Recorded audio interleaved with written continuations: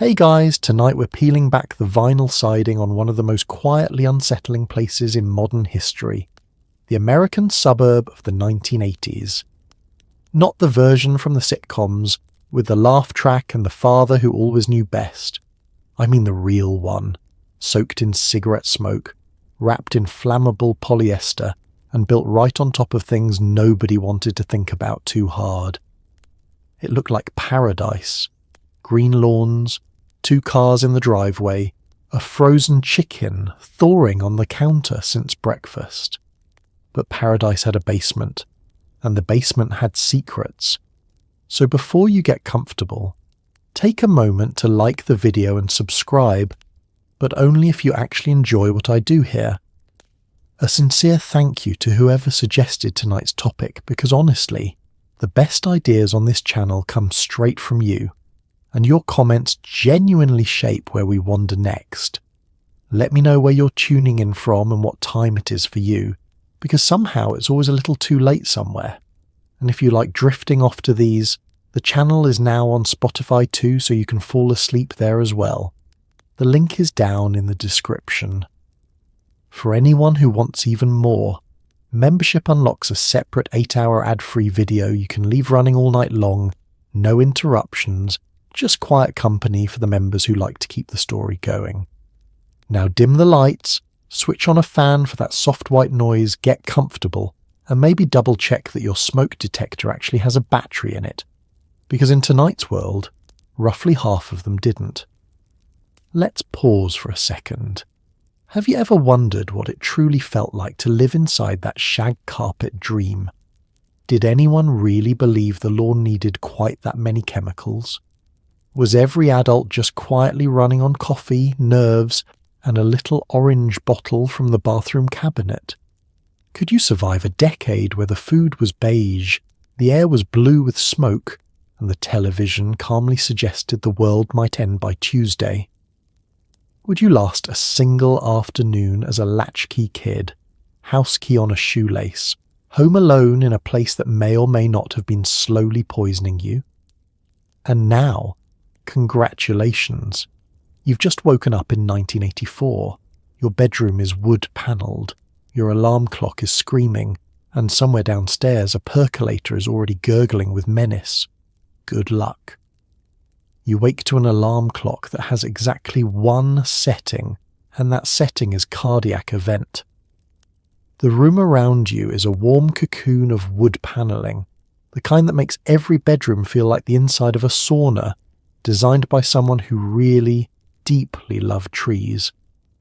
Beneath you, a waterbed sloshes as you sit up. Because yes, you sleep on a giant vinyl sack of lukewarm water, and yes, an entire nation agreed this was a sophisticated choice. Sunlight leaks through curtains the colour of a mustard accident. Outside, identical houses march off in every direction, each hiding behind a flawless lawn and a firmly locked door. Welcome to the suburbs, where everything looks calm on the surface, and almost nothing actually is. You swing your legs off the mattress, and the water beneath you keeps moving for a while, sloshing like a tide that hasn't been told the day started. Your feet hit the carpet, which is a shag so deep and so brown, it feels less like flooring and more like standing in a well-groomed field. It is warm in a way carpet should not be warm. It has absorbed things. You choose not to think about what. The house is quiet in that specific morning way, humming with the low electric drone of a dozen appliances that never fully sleep. Somewhere down the hall, a clock radio clicks over to a station playing something with a saxophone in it, because in this decade the saxophone was legally required to appear in roughly 1 out of every 3 songs. You stand, stretch, and knock your elbow against the faux wood dresser, which responds with a hollow thunk of furniture that is technically made of sawdust and ambition. Your bedroom is a museum of the moment. There is a poster on the wall held up by tape that will take the paint with it when it leaves. There is a beanbag chair slowly deflating in the corner, having given up on structural integrity sometime last spring. There is a lava lamp on the nightstand still warming up, its blob of wax rising and falling with the hypnotic patience of something that has nowhere better to be. The whole room is designed to feel cozy, and it succeeds, in the way a very comfortable trap succeeds. You pad toward the door and catch your reflection in the mirror, and there you are, a person about to walk confidently into a day that has been quietly rigged in a dozen small ways you cannot see yet. You look great. You feel fine. This is the trick of the era, the thing it did better than any decade before it. It made danger feel like decor. It made the whole slow accumulation of trouble look exactly like a nice place to live. Because from up here, framed in the doorway of your wood-panelled bedroom, the morning genuinely seems lovely. The light is soft. The saxophone is doing its best. The neighbourhood outside is spotless and green and utterly still, like a photograph of contentment that someone forgot to fully develop. You have no idea yet that the cereal is basically candy, the air is faintly toxic, the lawn is a chemical experiment, and the pipes may or may not be lined with something you'd rather not name. You just know it's morning, and the coffee smells ready, and the day is waiting downstairs with a smile. So you open the door and step out into it, blissfully unbothered, which is precisely how everyone in 1984 preferred to begin. But before you make it to that kitchen, we should probably talk about the house itself, because your dream home had a hobby, and it wasn't gardening. Before you even make it downstairs, let's talk about the building you slept in, because your dream home had a hobby, and that hobby was homicide. The pipes might be wrapped in asbestos. The walls are very likely coated in lead paint, which children of the era enjoyed the way modern kids enjoy fruit snacks. Underneath the basement floor, radon gas seeps up quietly, colourless and odourless, doing its thing. The particle board furniture is off-gassing formaldehyde into the air you're currently breathing. None of this is visible. None of it smells like anything. That was the genius of it.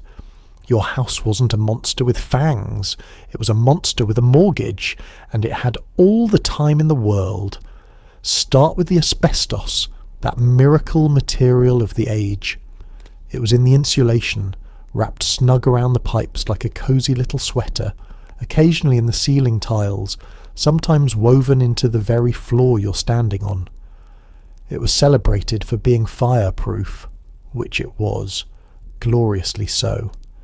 The small print, which nobody read because it wasn't printed anywhere, was that disturbing it released fibres you really did not want touring your lungs. So it sat there, patient and fluffy, waiting for a home renovation project decades in the future to set it loose.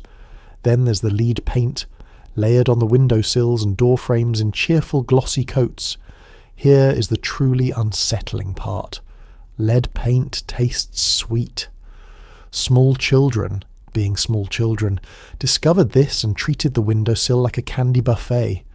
Parents scolded them for it the way you'd scold a kid for biting a crayon, mildly, without any idea the crayon was quietly rewiring anybody. It's like discovering the wallpaper was seasoned. You just hope nobody was hungry. Down below, in the dark, the radon does its slow work. It rises up out of the rock and soil beneath the foundation, drifts through the basement floor and pools in the lowest rooms of the house, which is naturally where everyone hung out. It has no colour, it has no smell, it gives no warning at all. It's the ghost that pays no rent, makes no noise and simply lingers, and you would never know it was there because knowing was never an option. And your furniture is in on it too. That handsome particle board bookshelf, that laminate coffee table, that entire bedroom set that looked like real wood. If you squinted from across the room, all of it slowly exhaled formaldehyde into the air, a chemical perfume so common nobody thought to question it. New furniture smell was just the smell of a new house. It's like moving into a place and thinking, fresh paint, when what you actually mean is, a low-grade industrial fog. The masterstroke of the whole arrangement was that none of it announced itself. There was no drama, no alarm, no telltale creak on the stairs. The threats were odourless, invisible, and patient beyond belief, content to work on the scale of decades rather than nights. You could live your entire comfortable life inside this house and feel perfectly safe the whole time, which, to be fair, is what almost everyone did. So the house sat there, tidy and warm and beautifully appointed, doing its quiet arithmetic. It didn't want to scare you. It wanted you to stay. And you did, happily, for years, breathing it all in without a second thought. Which is a comforting note to hold on to as we head downstairs at last toward the kitchen, where the day's first genuine meal is waiting to have its own quiet word with your bloodstream. It's time for breakfast, and breakfast has feelings about your bloodstream. You pour a bowl of cereal engineered by chemists to be roughly 40% sugar and 100% cartoon. It turns the milk a colour not found in nature, and you drink that milk afterward like a trophy. Beside it sits a glass of orange drink that has never met an orange, powdered into being and reconstituted with tap water. Maybe there's toast slathered in margarine, which science had recently and confidently declared healthier than butter. Everything is either the colour of oatmeal or the colour of a highlighter, with no shades in between. You eat it all cheerfully because in 1984 nutrition was mostly a rumour. Consider the cereal box itself, a small cardboard cathedral of marketing. A cartoon mascot beams from the front, usually an animal or a wizard or an alarmingly energetic sea captain, all of them absolutely thrilled about the sugar situation. On the back is a maze, a comic strip, and a mail-away offer for a plastic prize that will take 6 to 8 weeks to arrive and roughly 4 seconds to break. The cereal inside is dyed in colours that suggest a laboratory accident rather than food. You eat 3 bowls. Nobody stops you.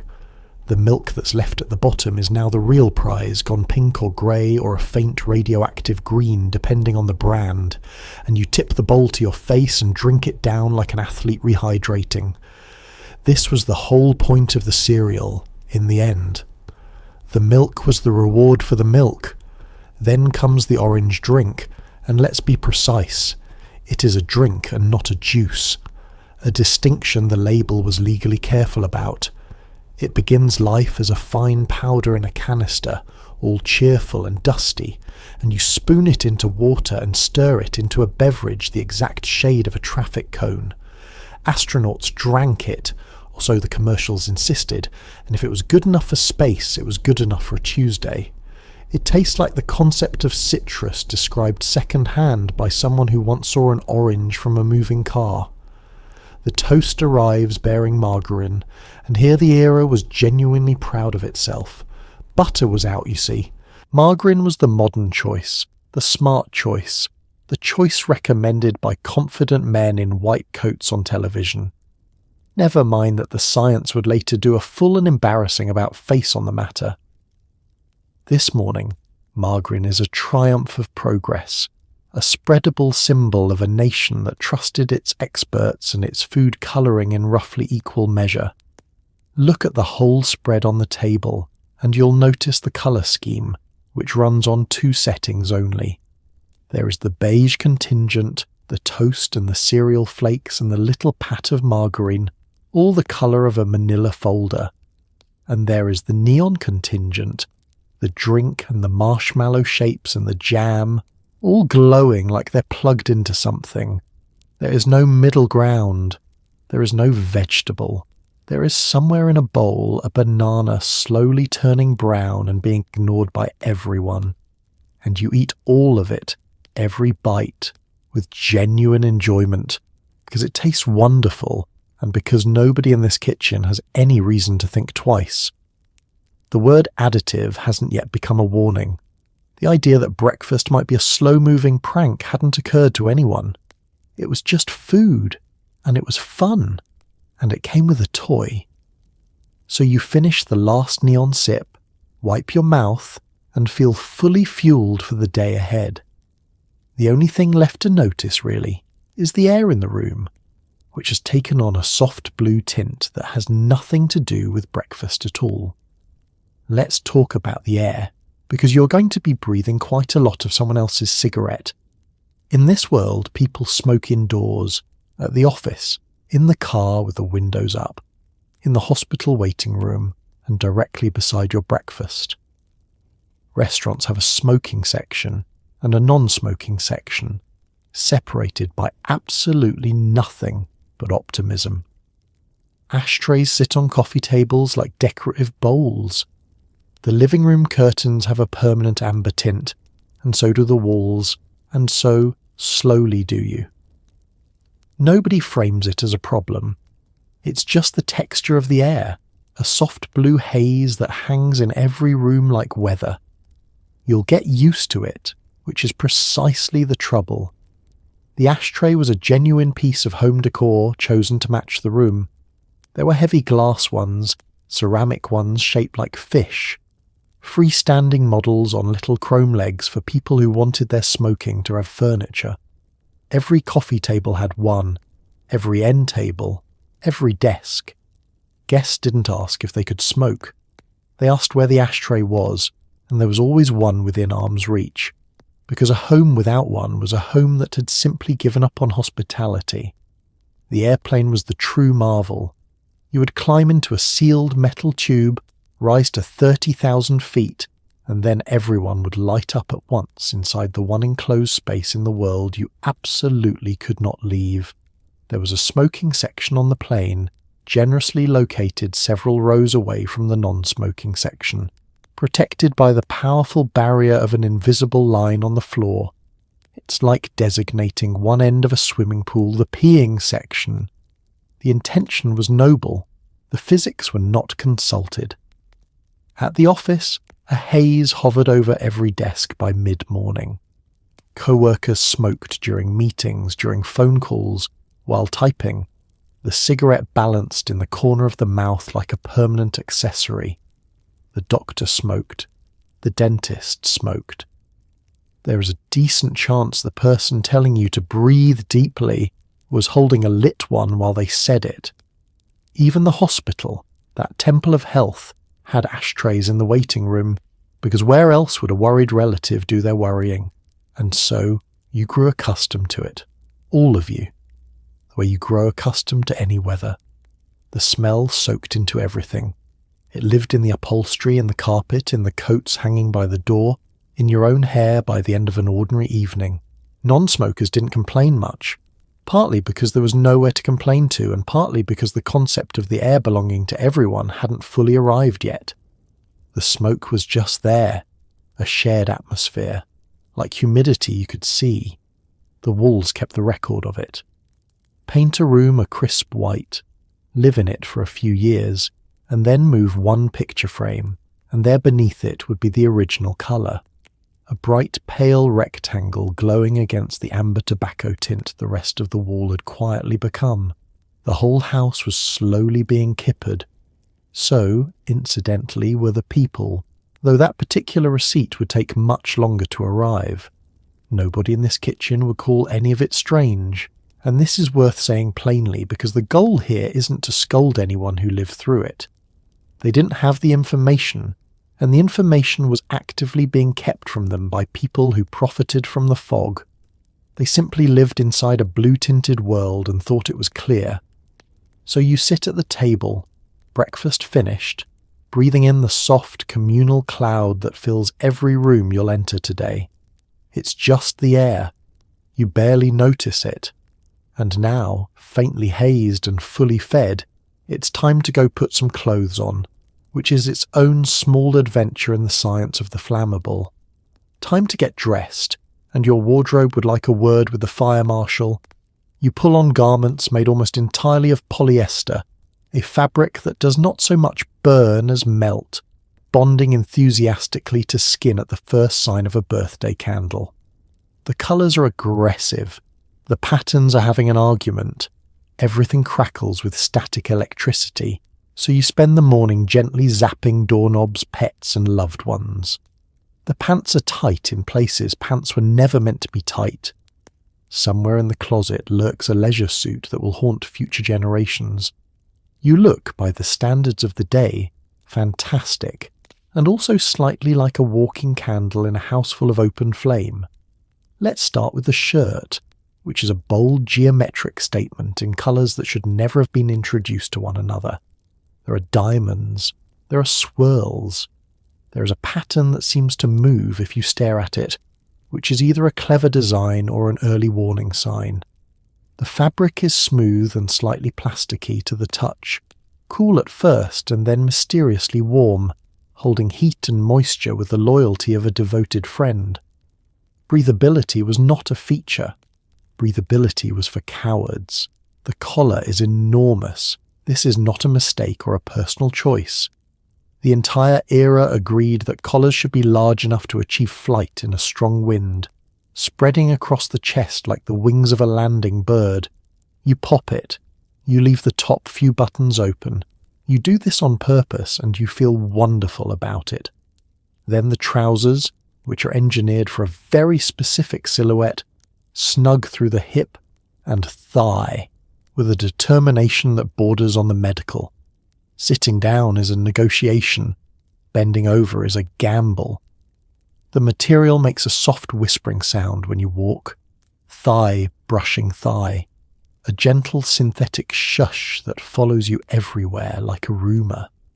And at the ankle they flare out grandly, because a straight pant leg was, at the time, a failure of imagination.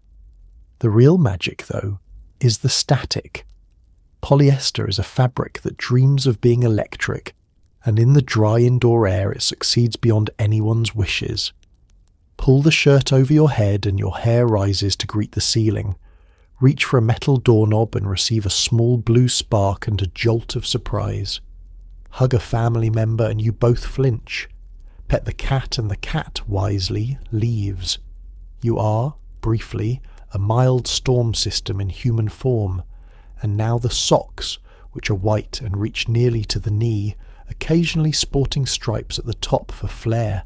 They will be worn with everything, including shorts, including sandals, in combinations that later decades will study with a mixture of horror and respect. Over these, perhaps, some very white sneakers, or a pair of shoes with a heel that clacks satisfyingly on tile. The crowning risk in all of this is the melting point. Natural fibres, when they meet a flame, tend to burn and turn to ash. Synthetic fabric behaves differently. It softens and liquefies, and does not politely fall away. In a decade of ashtrays on every table, candles on every cake, and a lit cigarette in every third hand, dressing head to toe in the stuff was a quietly sporting proposition. Nobody thought about it. You simply avoided leaning too close to the birthday candles by instinct rather than instruction. But standing before the mirror, none of that crosses your mind. You look sharp. You look modern. You look frankly incredible. A shimmering polyester monument to confidence and questionable material science. You give the collar one last adjustment, zap the door frame on your way out, and head for the driveway, where the family car is waiting to introduce you to the concept of pure statistical luck. Let's head to the driveway, where the family car waits like a large, cheerful gamble. It's the size of a small boat, drinks leaded gasoline, and exhales a fine mist of it into every neighbourhood it passes. Seatbelts exist technically, but wearing them is treated as a quirky personal choice, like collecting stamps. The kids ride loose in the way back, that rear-facing bench in the station wagon, waving at strangers with nothing between them and the road but faith. Nobody has car seat as you'd recognise it. The dashboard is solid metal. Drunk driving is discussed, if at all, as a bit of bad luck rather than a decision. You buckle nothing, start the engine, and simply hope. Everyone did. The car itself is a magnificent thing, long and low and heavy as a bank vault, upholstered in a vinyl that reaches the temperature of a stovetop in summer and the temperature of a freezer in winter, achieving comfort on approximately 4 days of the year. Sliding across that bench seat in shorts on a July afternoon was its own small initiation, a searing rite of passage that taught you to respect the sun and the seat in equal measure. The fuel it drinks is leaded, and this detail is worth sitting with for a moment. Lead was added to gasoline to help the engine run smoothly, and it did, at the modest cost of releasing lead into the air of every street, every driveway, every school pickup line in the country. Children breathed it. Everybody breathed it. The exhaust that puttered out of millions of tailpipes was quietly seasoning the entire atmosphere, and it would take years and a great deal of argument before anyone managed to take it back out. Inside, the safety features are best described as aspirational. The dashboard is a solid slab of painted metal, positioned precisely at head height, generous and unforgiving. The steering wheel is a rigid ring of hard plastic mounted on a firm column pointed, with real commitment, at the driver's chest. Airbags belong to the future. The whole passenger compartment is essentially a decorative room built inside a 2-ton object travelling at speed, and the primary safety system is everyone agreeing to be careful. The children, meanwhile, are having the time of their lives in the way back, that rearward-facing bench seat in the very back of the station wagon. They face the traffic behind you, waving at the drivers who are following just close enough to make it interesting. There is nothing holding them in. There is nothing between them and the tailgate but the tailgate. On a road trip, they'd sprawl back there with pillows and comic books, sliding gently across the seat on every turn, and this was considered a treat, a coveted spot. The good seat. The seat belts do exist. They lie there in the crease of the bench, buckle half swallowed by the upholstery, largely undisturbed. Clicking one on marked U faintly, as a nervous type. The prevailing wisdom held that a good driver simply didn't crash, and that the belt was for people who lacked confidence, which is a bit like arguing that a smoke detector is for people who don't trust their stove, and the drinking. We'll keep this plain, because it's the part with the sharpest edge. Driving after a few was widely shrugged off, joked about, tolerated in a way that later decades would find genuinely hard to believe. The consequences, when they came, were catastrophic and permanent, and it took the tireless work of grieving families to slowly, finally change how the whole culture saw it. That change was real, and it mattered, and it came far too late for far too many. So you settle into the boat-sized front seat, turn the key, and the big engine grumbles to life beneath a hood you could land a plane on. You back out of the driveway wearing no belt, trailing a faint lead-scented cloud, trusting entirely to luck. And luck, most days, obliged. Now let's follow this car to its destination, because someone in this house is driving to a job that's slowly gnawing a hole in their stomach lining. Somebody in this house puts on a tie and drives off to a job, and that job is quietly eating them alive. The office runs on coffee, cigarettes, and a low, steady hum of dread called the economy. Layoffs arrive without warning. Loyalty flows one direction only, and it's not toward the employee. The briefcase is heavy, the commute is long, and the words stress and burnout haven't been invented as polite excuses yet. So instead, people just develop ulcers, chest pains, and a twitch. The reward for surviving all this is a gold watch in 30 years, assuming the company still exists. You loosen your collar in the parking lot and walk in smiling, because appearing fine was the whole job. The office itself is a sea of beige cubicles and fluorescent light, a landscape of metal desks and rotary phones and a coffee machine that never sleeps. The carpet is industrial and the colour of a rain cloud. The overhead lighting hums at a pitch just below conscious notice, a sound your body registers as mild unease for 8 hours a day. On every desk sits a full ashtray, a cold cup of coffee, and a stack of paper that grows faster than any human can clear it. The fuel of this place is caffeine and nicotine, taken in roughly equal and enormous quantities. You drink coffee that has been sitting on a hot plate since dawn, thick and bitter enough to strip paint, and you drink it all day because the day is long and the meetings are longer.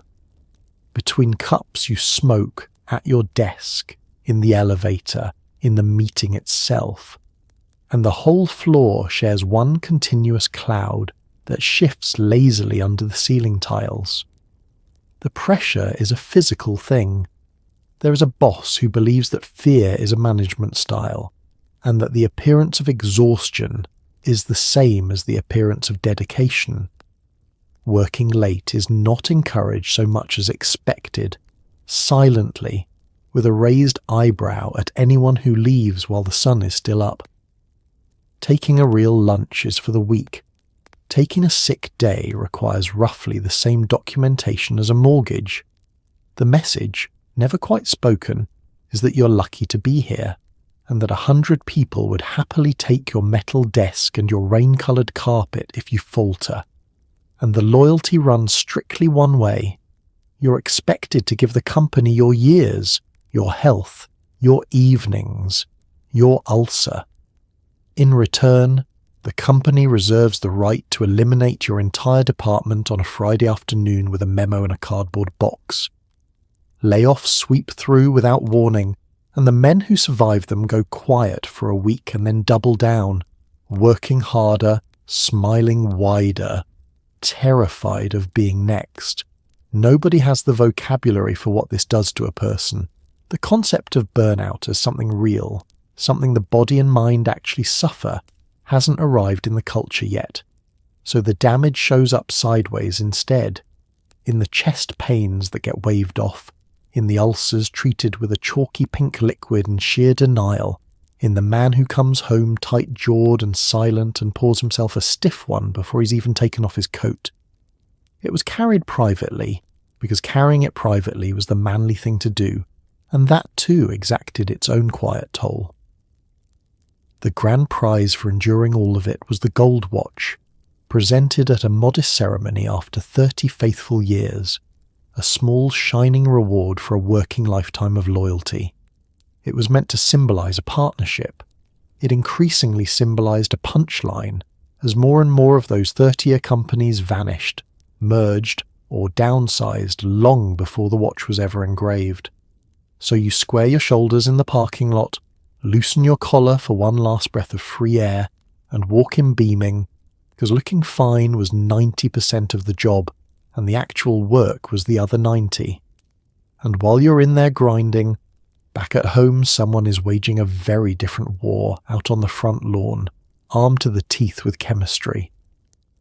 Let's talk about the lawn, that small green rectangle men were prepared to die for. Achieving the perfect uniform carpet of grass required a genuinely alarming amount of chemistry.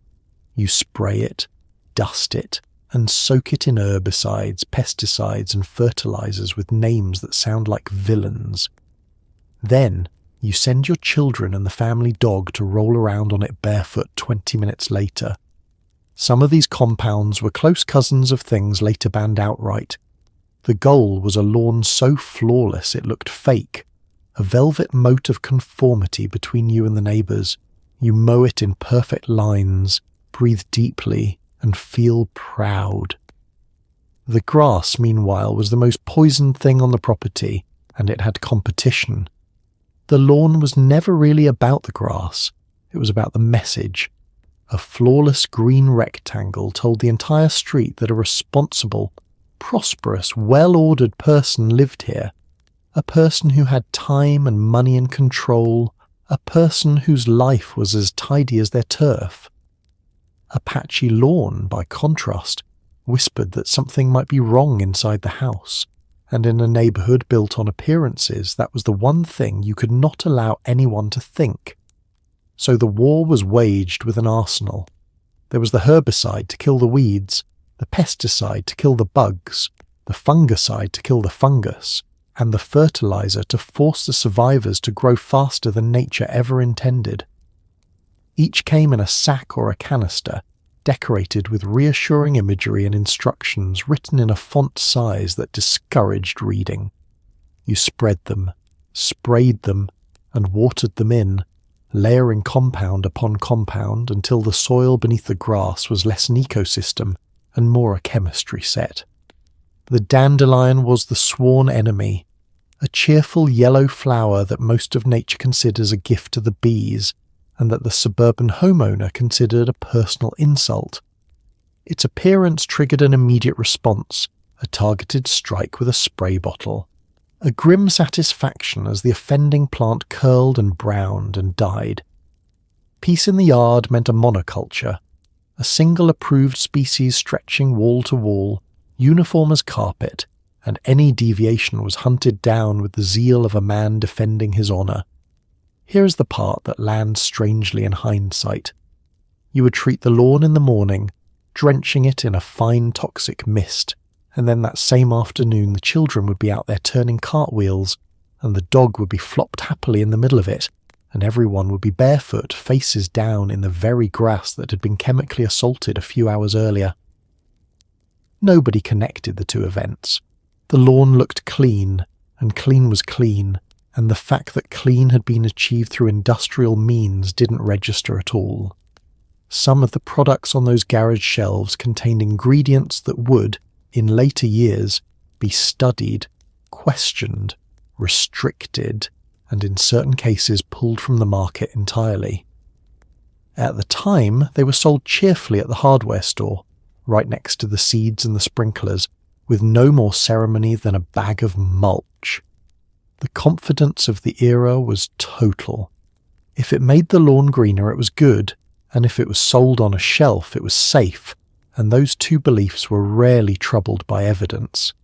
And the mowing, the sacred ritual of it, done in careful overlapping stripes so that the finished lawn bore the cross-hatched pattern of a baseball field, the smell of cut grass and gasoline mingling in the warm air, the neighbour across the way out doing the exact same thing at the exact same time, both of you nodding, both of you quietly measuring your stripes against his.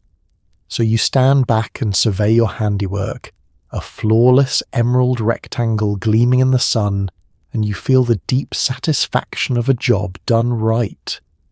It is beautiful. It is uniform. It is the single most heavily poisoned patch of ground for 100 feet in any direction, and you're prouder of it than of almost anything you own. Which brings us neatly to the reason you were doing all this in the first place, because someone across the street was watching, and they had just bought a new car. Now let's discuss the invisible sport everyone in the neighbourhood is secretly losing, keeping up with the Joneses. Across the street, the Joneses got a new car, so now you need one too. They installed a pool. They have a video cassette recorder the size of a suitcase. Every purchase is a move in a silent game nobody admitted playing, and the scoreboard was the driveway. The trouble is, most of it ran on a shiny new invention called consumer credit. Behind the two cars and the fresh siding sat a growing mountain of debt, quietly humming under the floorboards. Everyone looked prosperous.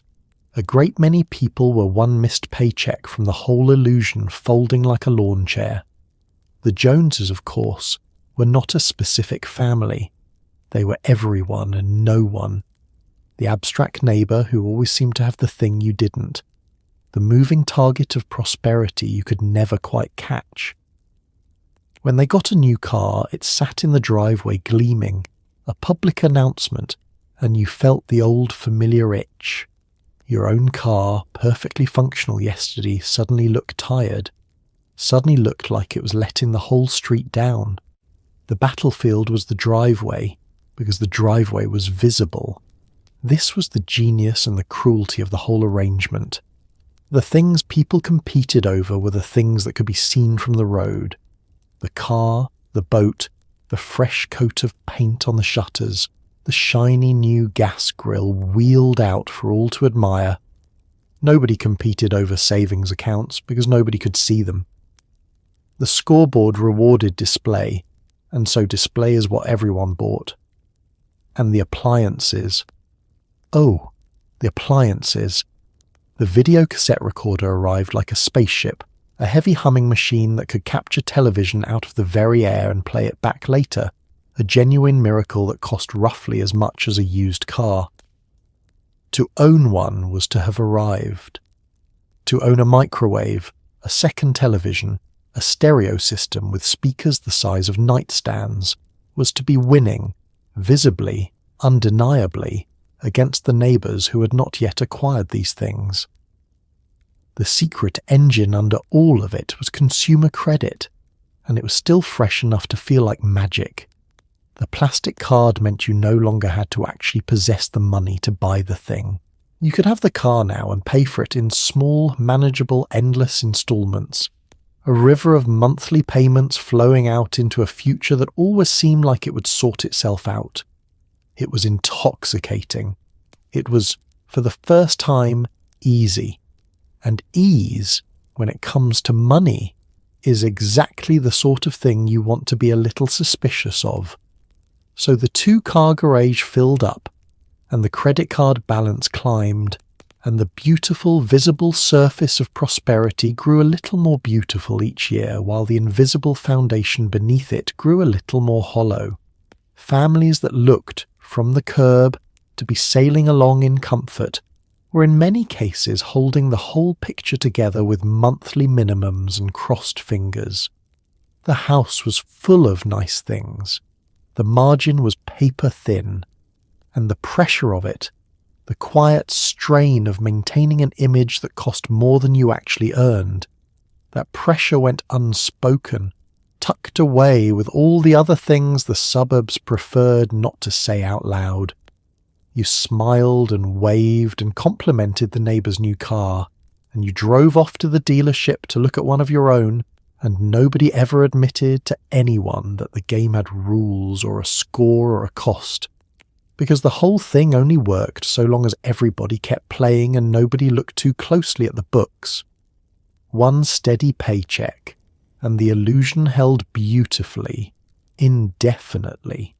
One missed paycheck, one layoff, one unexpected turn, and the whole gleaming structure could fold up quiet and fast, and the neighbours would never know, because you'd never tell them. That was the rule too. So you wave at the Joneses, admire their new car through gritted teeth, and quietly plan your next move in a game you'll swear you're not playing. Meanwhile, inside all these carefully appointed houses, the kids are letting themselves in after school to entirely empty homes, and that deserves a chapter of its own. Let's meet the children. Or rather, let's not, because they're home alone. You are a latchkey kid, which means you wear your house key on a string around your neck and let yourself into an empty house after school for several unsupervised hours. There's no adult, no check-in, no glowing screen tracking your location. Just you, a bowl of dry cereal, and whatever's on the 4 channels. You're trusted to not burn the house down, answer the phone in case it's a stranger, and keep the door locked against the vague menace the news kept mentioning. For millions of kids, this was ordinary. It built a strange early independence, and also a very specific kind of quiet that stayed with you. The key itself was the whole identity, worn on a shoelace or a length of yarn tucked under the shirt, warm from your skin by the end of the day. You didn't lose it, because losing it meant sitting on the cold front step until someone came home, and someone might not come home for hours. So you guarded that key like a small metal lifeline, which, in a way, it was. The walk home was yours alone, or shared with a knot of other kids peeling off one by one at their own front doors, each disappearing into their own empty house. You let yourself in, and the house greeted you with a particular kind of silence, the specific hush of rooms that have been sitting still all day, sunlight slanting across the carpet, the refrigerator humming to itself in the kitchen. You were, for a few hours, the sole occupant of the entire adult world, and it was thrilling and a little eerie in equal measure. There were rules, delivered in advance and repeated often. Lock the door behind you. Do not open it for anyone. If the phone rings and it's a stranger, do not say that you're home alone.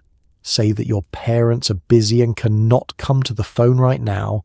A small, careful lie every kid of the era had rehearsed.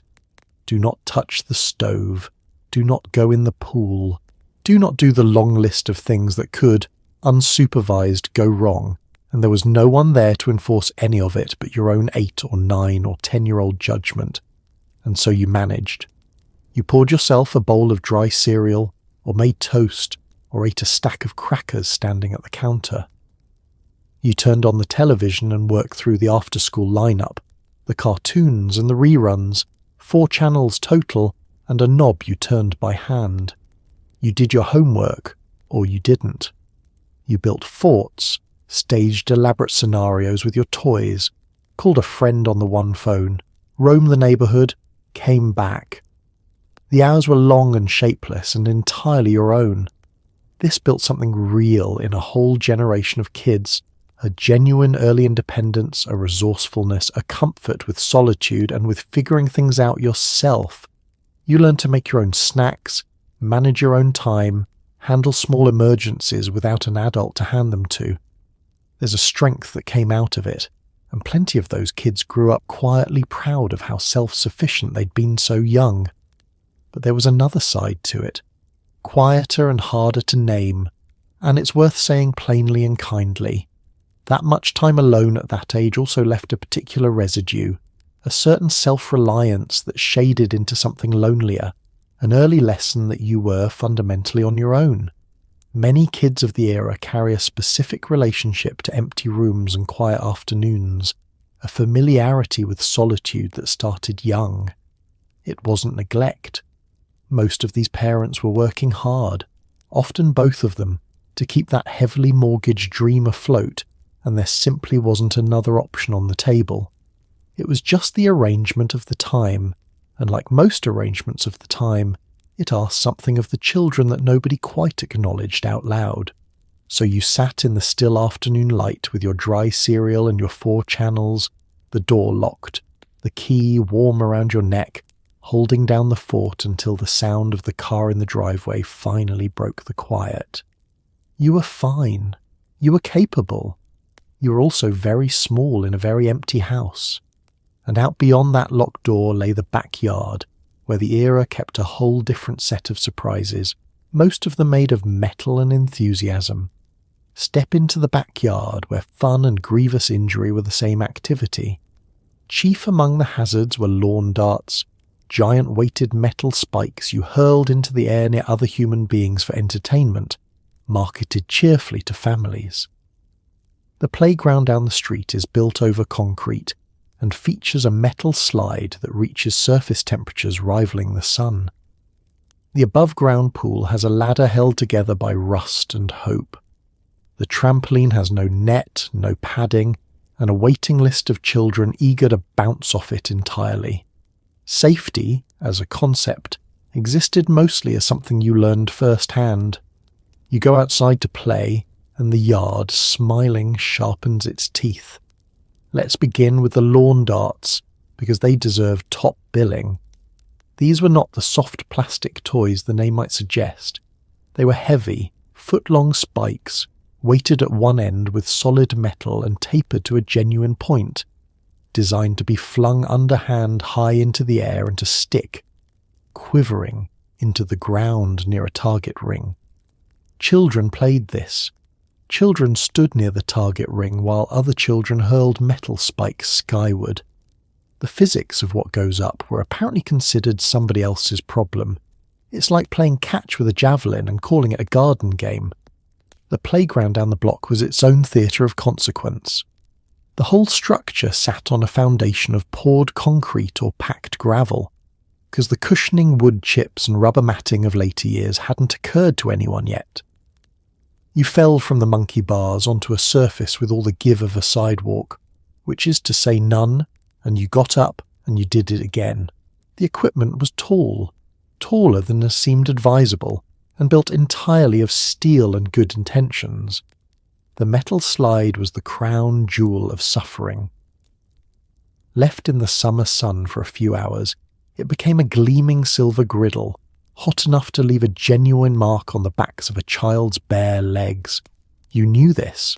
Every kid knew this. And every kid climbed the ladder and went down anyway, either lining the descent with a jacket or simply accepting the sizzle as the toll for the ride. It's like voluntarily sitting on a frying pan because the frying pan was fun. Then there was the above-ground pool, that great vinyl ring of summer joy, its water a suspicious shade of green by August, its filter running on hope. The ladder to climb in was a wobbling assembly of thin metal and rust, bolted together sometime before you were born and inspected never. Getting in was an adventure.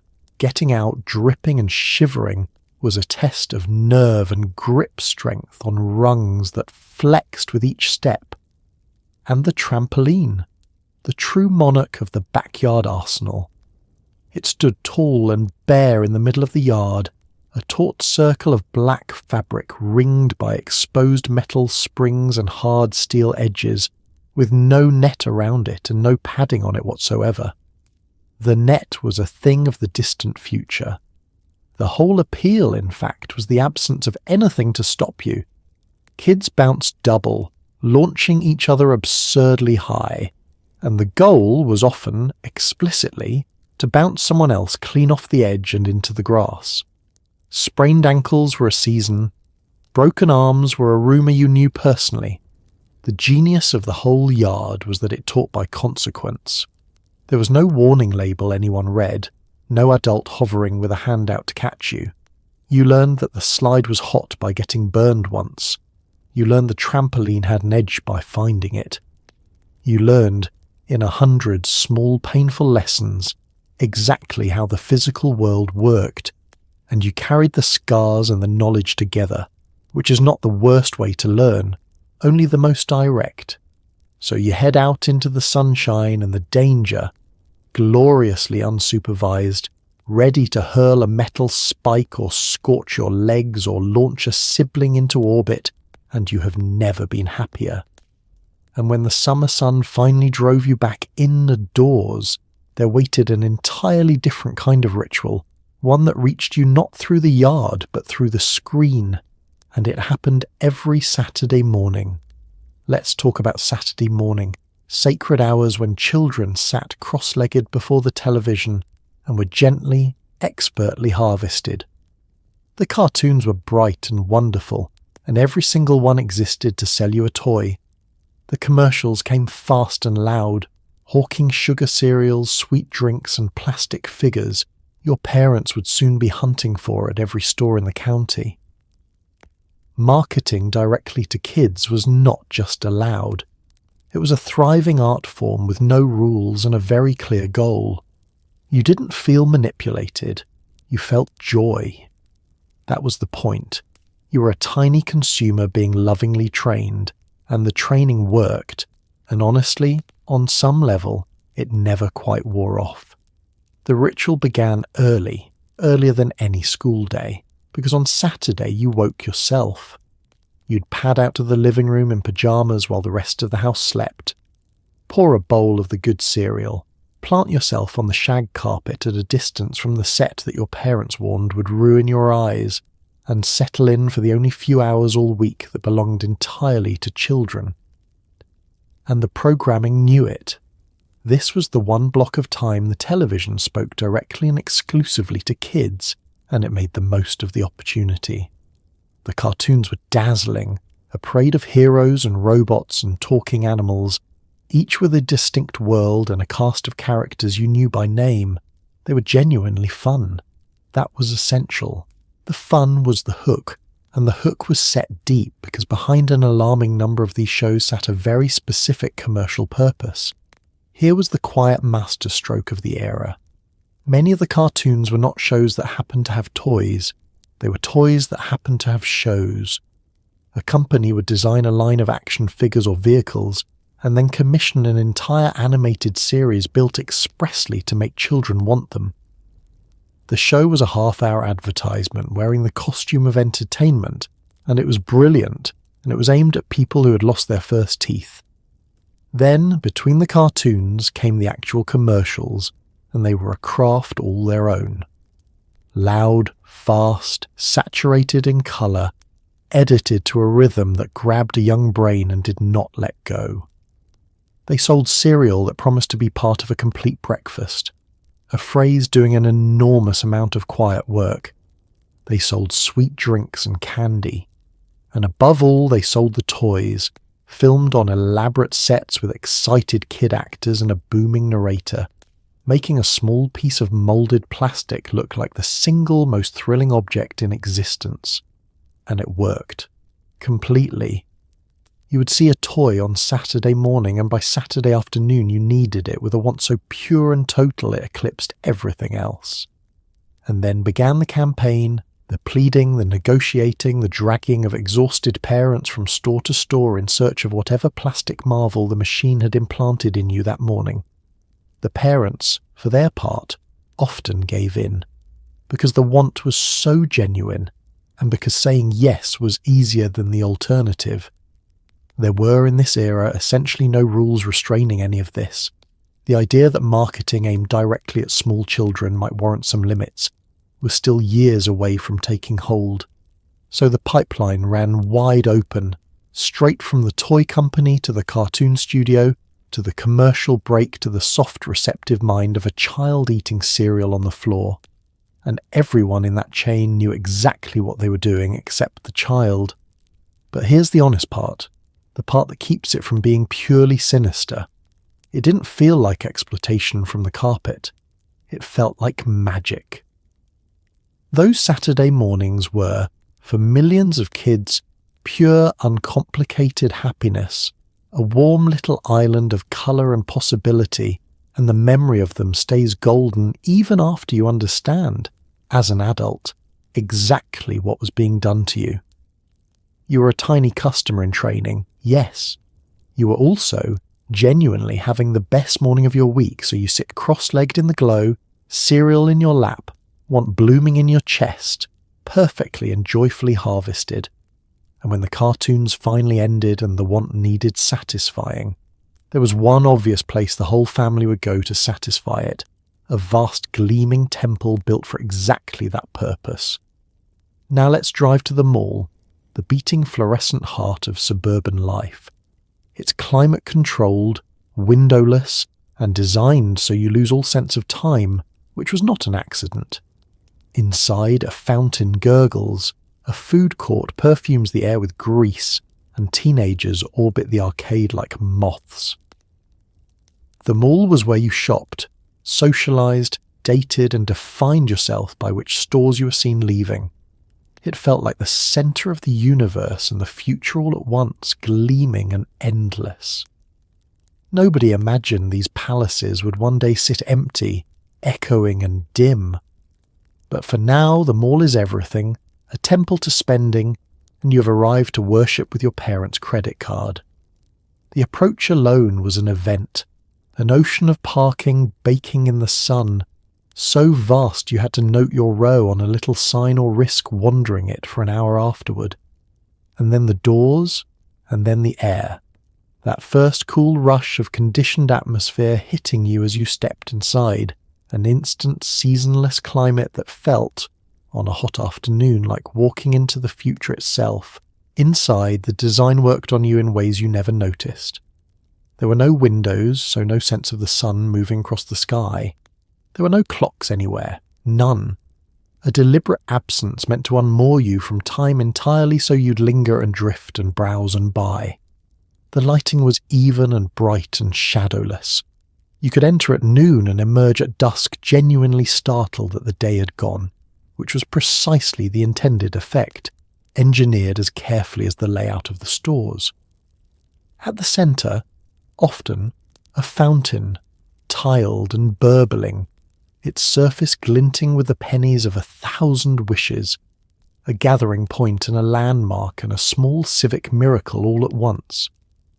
Around it fanned the storefronts, level upon level, connected by escalators and glass elevators, each shop a bright little world with its own smell and sound spilling out into the shared concourse. The food court was its own sensory empire, a ring of counters selling every kind of grease and sugar imaginable, the air thick with the mingled perfume of fried everything. You'd carry a tray of it to a shared table under a skylight and eat surrounded by the whole cross-section of suburban life. The families and the elderly walkers doing their laps and the packs of teenagers holding court. Because for the teenagers, the mall was something close to sacred. It was the place you went to simply be, with no money and no plan, to walk the loop endlessly and see and be seen. It was where you met your friends, where you circled the arcade with its glowing cabinets and its chorus of electronic bleeps, where first dates happened over shared fries and where entire adolescent social hierarchies were negotiated in the space outside the record store. Which stores you carried bags from said something about who you were, and everyone was reading everyone. The whole place hummed with a sense of permanence and importance, a feeling that this gleaming enclosed world was the centre of everything, and always would be. It was the town square reinvented for the automobile age, the place the community actually gathered. Brighter and cleaner, and more abundant than any main street it had replaced. Standing on the upper level looking down at the fountain and the crowds, it genuinely felt like you were looking at the shape of the future, and there is a quiet poignancy in that now, knowing what we know, that so many of these cathedrals would eventually fall silent, their fountains drained, their storefronts papered over, their vast lots cracking in the sun. But nobody on that upper level could have imagined it. In the moment, the mall was eternal and thrilling and full, a monument to a decade that had decided shopping was a form of belonging. So you ride the escalator up into the bright, endless afternoon, credit card in a parent's pocket, ready to worship at the temple of more. And when the shopping wound down and everyone drove home tired and happy, dinner would be waiting, and dinner had recently undergone a revolution of its own, one that came frozen in a tray. Let's talk about dinner, which arrives frozen and faintly menacing. The television dinner comes in a compartmentalized tray, each little square holding something beige, something orange, and a dessert that achieves a temperature best described as either lava or ice. Never both correctly. There's a new marvel in the kitchen, the microwave oven, regarded with equal parts wonder and suspicion, as neighbours swap rumours about the invisible rays and whether they'll cook you along with the peas. You peel back the film, stir the mystery and eat in front of the set. Convenience was the whole promise of the age, and it delivered, one salty, radiated, plastic-scented tray at a time. Nobody read an ingredient. Nobody dared. The tray itself was a small marvel of engineering, a moulded vessel divided into neat compartments so that no food need ever touch another food, a principle many children of the era considered the height of civilization. In one square, a slab of meat in a gravy the colour of a paper bag, in another a scoop of potato, in a third a scattering of peas or corn, or that specific medley of diced vegetables that seemed to exist only in frozen dinners and nowhere in the actual growing world. And in the smallest square, the dessert, a hot fruit cobbler or a little brownie, positioned for maximum thermal betrayal. The great challenge of the television dinner, in its early years, was heat distribution, a problem it never fully solved. Cook it long enough for the centre of the meat to thaw, and the edges of the potato turn to a crust you could roll a shoe with. The dessert, sealed in its little corner, either stayed frozen solid in the middle, or achieved the temperature of molten rock, occasionally both in a single bite. Eating one was a lesson in managing expectations and testing everything cautiously with a fork before committing. But the true revolution sitting on the counter was the microwave oven, and it was regarded with a wonder that bordered on the supernatural. Here was a box that cooked food from the inside out, in minutes, without flame or visible heat, through some invisible force nobody in the household could explain. It felt less like an appliance and more like a small captive miracle, and the family gathered around it the first few times to watch, through the little window, as a potato baked itself in the space of a coffee break. With the wonder came the suspicion, thick and persistent. Rumours travelled the neighbourhood about the rays, those mysterious invisible rays, and what exactly they were doing. People stood well back from the machine while it ran, as if it might leak. They swapped warnings about standing in front of it, about whether it might cook you the way it cooked the peas, about vague and unspecified dangers that no one could quite articulate but everyone half believed. The microwave was welcomed into the home and simultaneously kept at arm's length, a trusted marvel that might also possibly be plotting something. The whole point of it all, the trays and the box and the invisible rays, was convenience, the grand organising promise of the decade. Both parents were increasingly working. Time was short. The old model of one person spending the whole afternoon preparing an evening meal from scratch was quietly collapsing, and into that gap poured the frozen, the instant, the just add water, the peel-back film and heat. Dinner went from an hour of labour to a few minutes of unwrapping, and that was sold correctly as a kind of liberation. What got quietly traded away in the bargain was harder to see. Nobody was reading the long list of ingredients on the side of the box, the preservatives and the sodium and the additives with the syllable counts of small law firms. The food was engineered for shelf life and speed, not for nourishment, and the sheer salt content alone would raise eyebrows in any later decade. But it was easy, and it was modern, and modern was good, so the questions went unasked. And so you peel back the filmy plastic lid, releasing a puff of steam and a smell best described as institutional. Give the peas a doubtful stir, and carry the whole tray to the living room to eat in the blue glow of the television, because eating at the set was the other half of the arrangement. And speaking of glow, once the dishes, such as they were, hit the trash, plenty of folks headed right back outdoors to pursue a very different fixation, one involving the sun and a great deal of baby oil. Let's step out back to tan, because in this decade a deep bronze glow was the single most desirable thing a human could possess. You slather yourself not in sunscreen but in baby oil, actively basting like a holiday roast, and lie in the direct sun with a reflective board angled at your face for extra crisping. The new tanning salons are opening up, offering the same experience indoors on a humming bed of ultraviolet light. Pale was for the sickly and the poor. A tan meant leisure, health, and success, and people chased it with a devotion that was almost religious. The consequences were decades away and easy to ignore. So you baked, gleaming and golden, and called it looking healthy. The tan was a status symbol as much as anything, and the logic behind it, once you trace it, tells you a great deal about the era.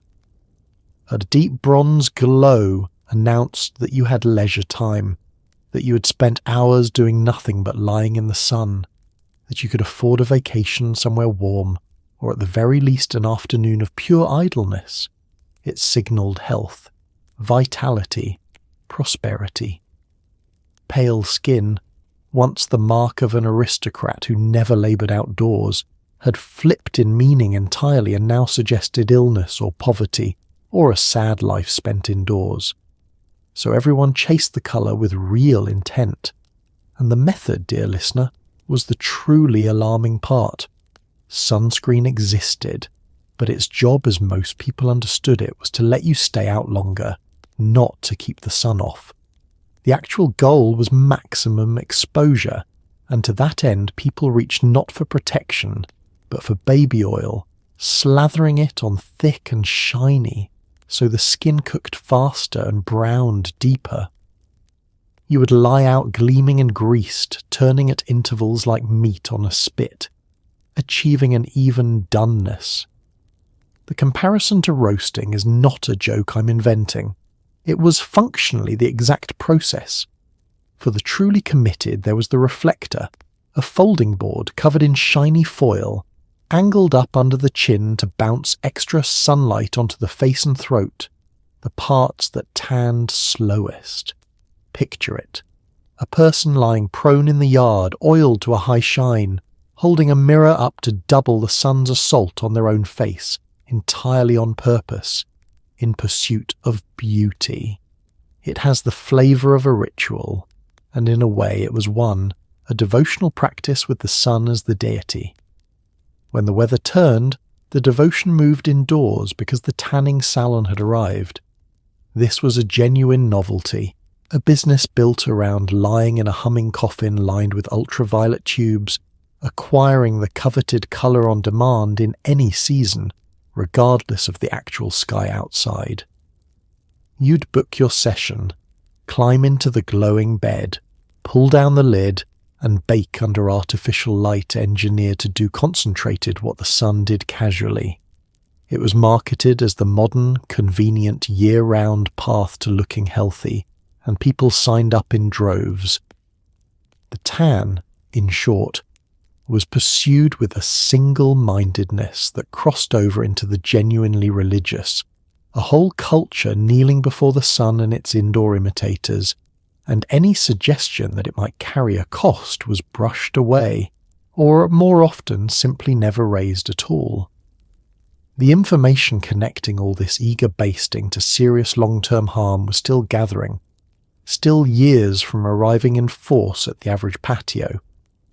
And so, the whole enterprise ran on a kind of blissful deferral. The reward, that gorgeous golden glow, was immediate and visible and admired by everyone. The bill would not arrive for decades, and a bill that far off is barely a bill at all, to a person lying happily in the warm grass.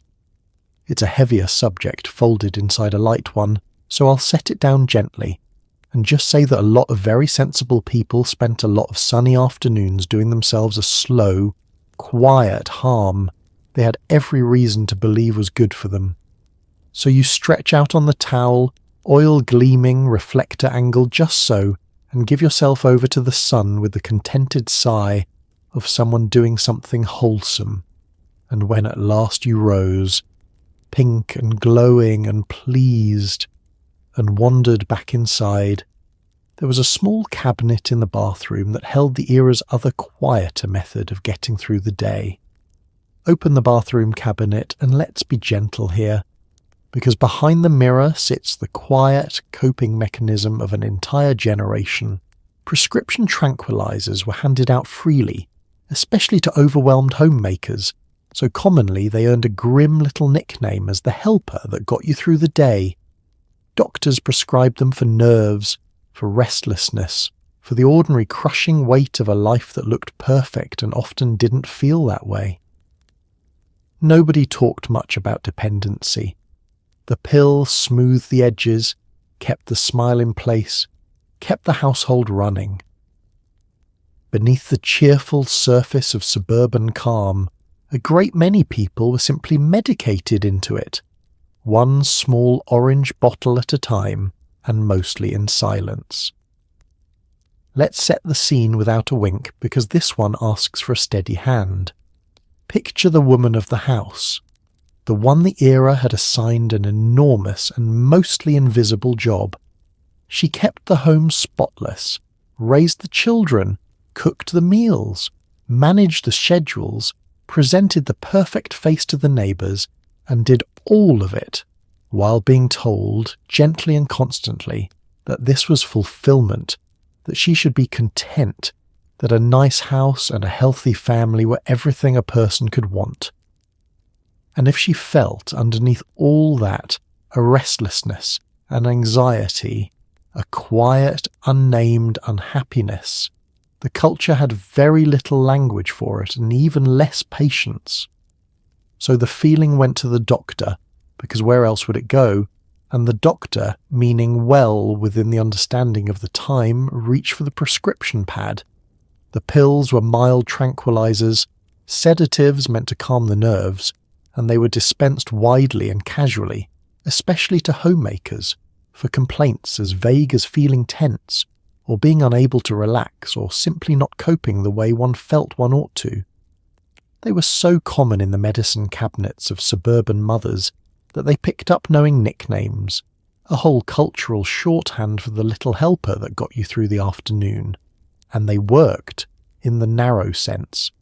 They smoothed things over, they took the sharp edge off the anxiety and let a person function, let her get through the long shapeless day, keep the smile fixed, keep the household humming along on schedule.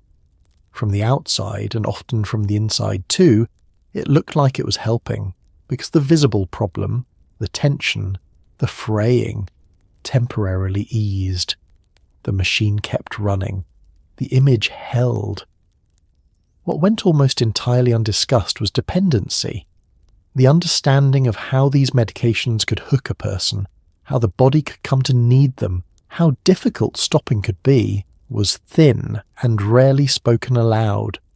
A person could drift into a genuine dependence quietly, one refill at a time, while everyone, including her doctor, regarded it as simple, ongoing treatment for nerves. There was no framework for calling it a problem, and so for many it never got called anything at all. Sitting under all of this is a sadness worth naming plainly. A great many people, women especially, were medicated not because anything was fundamentally wrong with them, but because the shape of the life they'd been handed didn't fit. And rather than question the shape, the culture found it far easier to sedate the discomfort. The pill treated the symptom and left the cause completely untouched, and the cause, the isolation and the pressure and the narrow role, stayed exactly where it was. None of this was villainy mostly. The doctors believed they were helping. The families believed things were fine. The women themselves often believed the problem was their own weakness, their own failure to be as happy as the life supposedly warranted. Everyone was doing their best inside a set of assumptions that simply had a hole in it, and the pills filled the hole quietly enough that the assumptions never had to be examined. So the small orange bottle sat there behind the mirror, unremarkable, respectable, prescribed, quietly holding a whole generation's unspoken strain, and the house went on gleaming, and the smiles went on holding, and hardly anyone said a word. And smoothing over discomfort was very much the spirit of the age, extending even to the air itself, which people were busy filling with a fine chemical mist, for reasons that felt, at the time, entirely sensible. Let's talk about the spray can, because in this era, if a product could be pressurized, it was. Hairspray held towering hairstyles rigid against the wind and against reason, applied in clouds thick enough to obscure the bathroom. There was spray deodorant, spray cheese, spray furniture polish, spray tan, spray everything. The propellant of choice was a chemical quietly drifting up to gnaw a growing hole in the ozone layer, the planet's sunscreen. Word of this was just beginning to spread, arriving as an alarming rumour between weather reports. You didn't feel the damage. You just heard the satisfying hiss, admired your immovable hair, and reached for the can again. The sky, high above the cul-de-sac, was keeping a tally. The hair alone justified an industry. This was an age of ambitious hairstyles, of volume and height and architectural teasing, and none of it would hold for 5 minutes in a light breeze without serious chemical intervention. So the hairspray was applied not in a modest spritz, but in a sustained enveloping cloud, a fog you leaned into with your eyes shut and your breath held, emerging with a coiffure so rigid it could turn away rain, wind, and small birds.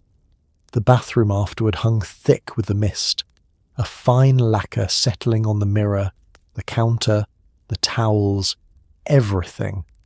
But hairspray was only the flagship. The genuine enthusiasm of the era was for the aerosol principle itself, The sheer delight of pressing a button and having a product leap forth as a mist. If a thing could conceivably be dispensed from a pressurized can, someone put it in one.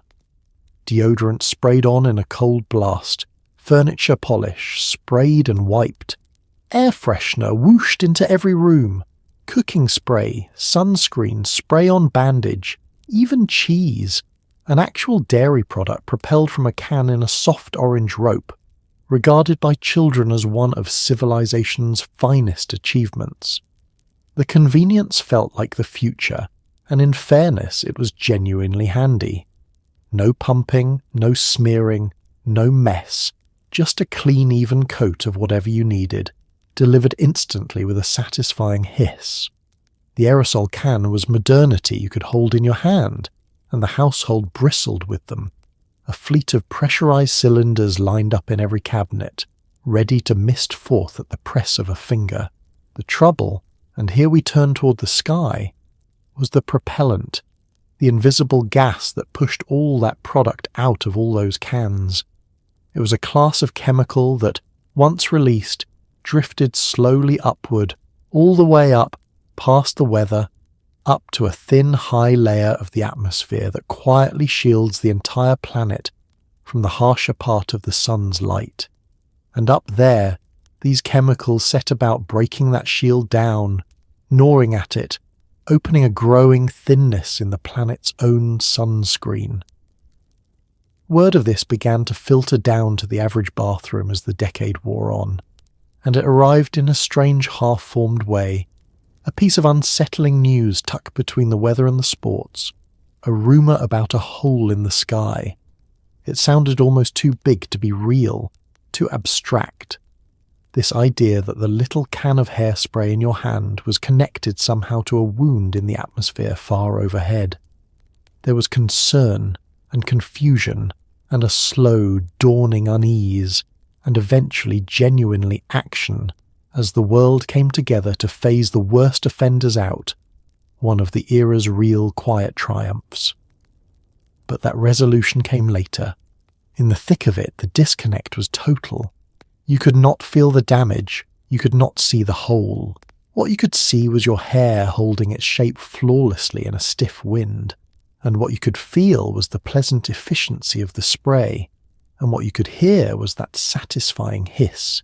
And against those immediate certainties an invisible injury to a layer of sky you'd never think about simply couldn't compete.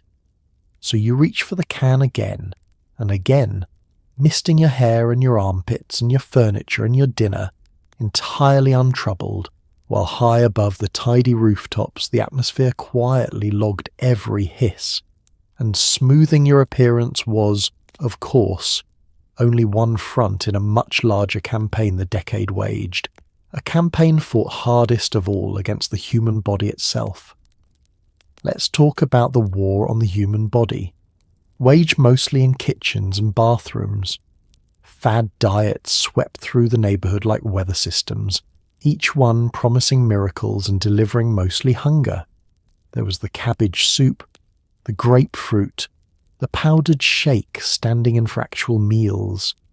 The artificial sweeteners arrived, and with them a swirl of panic about what they might secretly be doing to you. Aerobics videos played in living rooms while people in neon leotards bounced toward salvation. The bathroom scale ruled the household mood like a tiny cruel judge. It's a heavy subject dressed in cheerful spandex, so I'll only say this. An entire culture was taught to be at war with itself, and told the war was fun. Because this chapter touches on something that can genuinely hurt people, I'll keep the tone even and skip the specifics, and simply describe the strange landscape of it.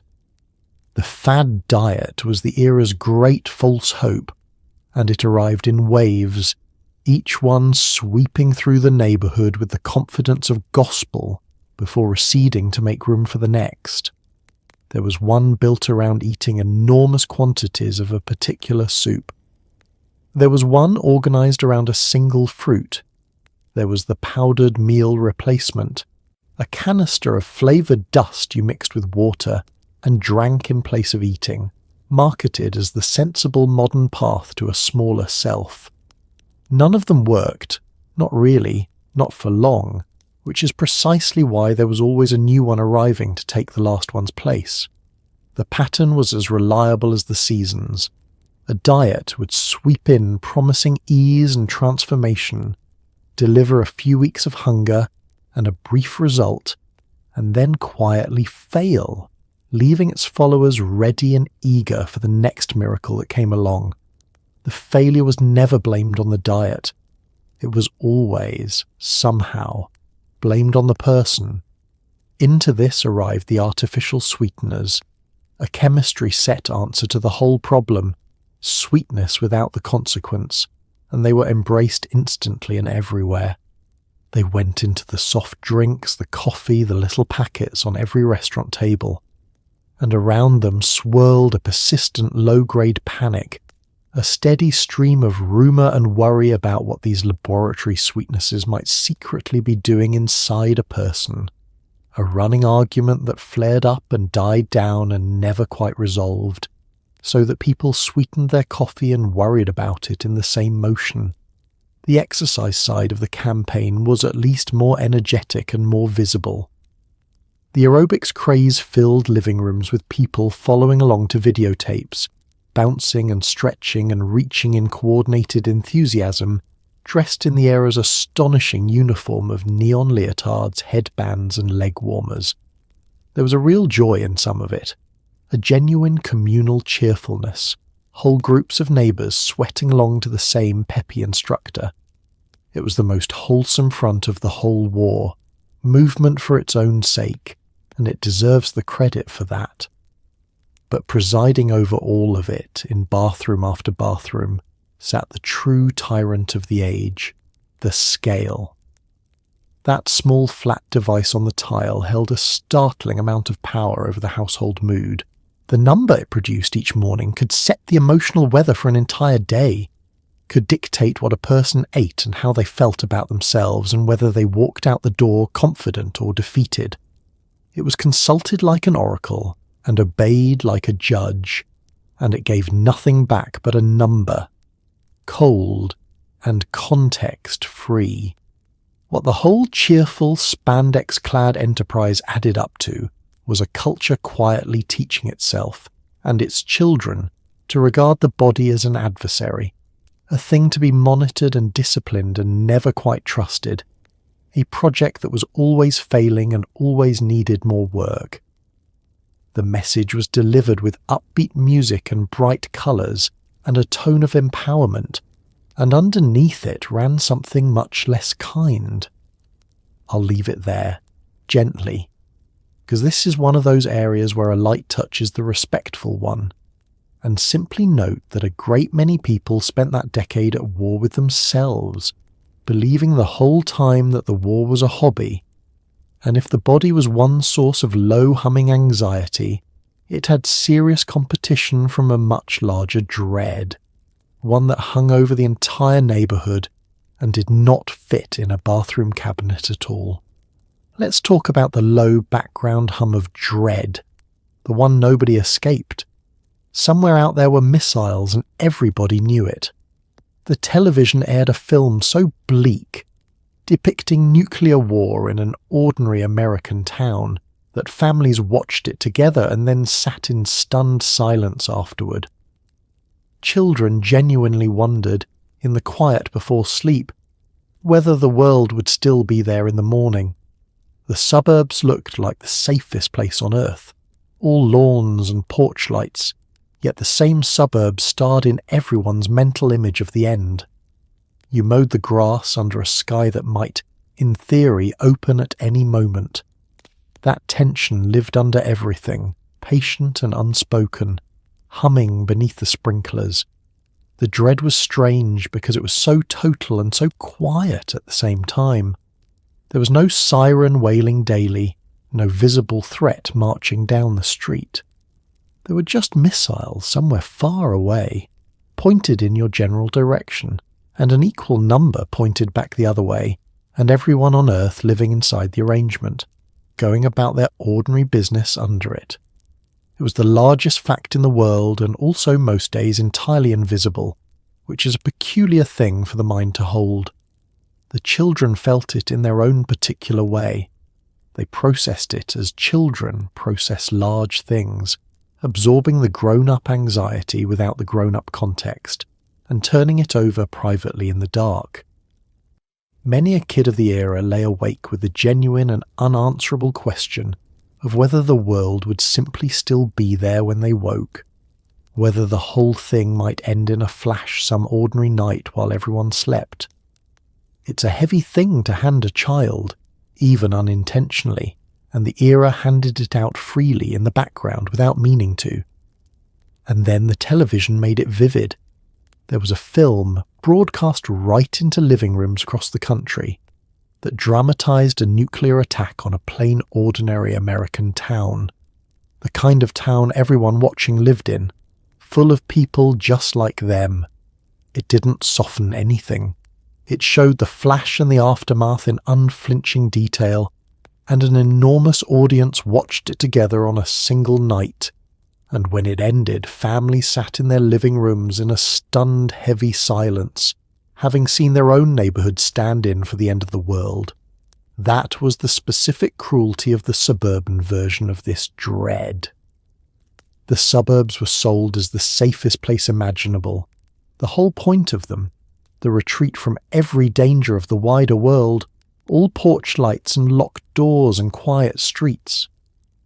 And yet the suburb was also, precisely, the setting everyone pictured for the catastrophe, the ordinary backdrop against which the unthinkable was always imagined. The safest place and the site of the end were the same place, and everyone lived in it at once. So the tension threaded itself through everything, not as a constant scream but as a low steady hum beneath the surface of ordinary life. You mowed the lawn and the missiles existed. You grilled dinner and the missiles existed. You watched the sprinkler arc back and forth across the grass in the golden evening light, and somewhere over the horizon the whole terrible apparatus sat waiting. And both things were simply true at the same time, the sprinkler and the missiles, the peace and the shadow behind it. People coped by mostly not talking about it, which was the era's approach to most heavy things. The dread got folded into the background and left there, acknowledged in the occasional dark joke or the school drill, or the uneasy silence after that film, but rarely brought out and examined directly. It was too big to look at head-on for long, so people looked at their lawns instead, and their cars and the small manageable competitions of the neighbourhood, and let the larger thing hum away underneath. And so life went on beautifully and anxiously at once, the porch lights glowing, the grass immaculate, the whole tidy dream sitting under a sky that everyone quietly understood might not hold. It was a strange weight to carry through such pleasant surroundings, and carry it they did, mostly in silence, mostly while mowing. And that particular talent for absorbing an enormous fear and channeling it somewhere manageable showed up again in one of the decade's genuinely bizarre episodes, when a very different kind of panic swept through the same tidy streets. Pour a glass of milk at breakfast and you might meet a missing child, because their photographs were printed right there on the carton. This was the age of a swelling national fear about children being taken, a panic that reached into every home and reshaped childhood itself. Suddenly the unsupervised roaming of earlier years came wrapped in warnings. Kids were drilled on strangers, on vans, on saying no and running. Some of the fear was grounded. A great deal of it was amplified far beyond the actual risk, sold nightly by a news cycle that had learned fear was reliable. It's a tender subject, so let's simply note that a generation grew up glancing over its shoulder, and the milk carton became a small daily reminder of it. The milk carton is the image that lingers, and it's worth pausing on gently. There, on the side of the ordinary carton that sat on every breakfast table, beside the cereal and the toast, was the face of a missing child, a photograph and a name and a date, looking out at the family over their morning meal. It was a genuinely well-meant effort, a real attempt to bring lost children home by putting their faces in front of millions of eyes. And it worked, sometimes. But it also meant that every single morning, a child eating breakfast met the face of another child who had vanished and absorbed, wordlessly, the lesson that vanishing was possible. That lesson landed on a generation and reshaped the whole texture of childhood. The kids of just a few years earlier had roamed more or less freely, out the door after breakfast and back by dinner, ranging across neighbourhoods and woods and empty lots, with a liberty that would soon seem almost unimaginable. Now that freedom came wrapped in a thickening layer of warning, hemmed in by rules and fears that hadn't existed in quite the same way before, the instruction was constant and specific. Children were drilled, at school and at home, in the doctrine of stranger danger. Don't talk to people you don't know. Don't take anything from them. Not candy, not a puppy to come see, not a plea for help finding a lost pet. Watch for the vehicle that slows down. Know how to say no loudly, how to run, how to make a scene. A whole curriculum of wariness was installed in small children, delivered with the best intentions and the sharpest anxiety, and they carried it out into every walk to school and every afternoon at the park. Now the honest accounting here is delicate, and it deserves care in both directions. There were real dangers, and real tragedies, and real families whose worst nightmares came true, and nothing about the broader panic should erase the weight of that.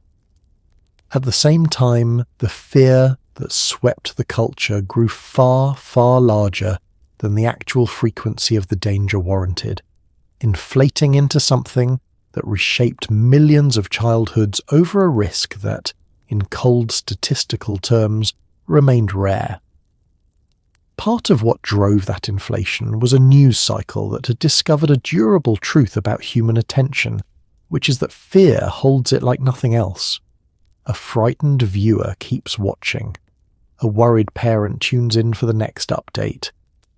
And so the coverage leaned hard into the most alarming stories, night after night, presenting rare horrors with a frequency and intensity that made them feel common, feeding a sense of siege that far outran the facts.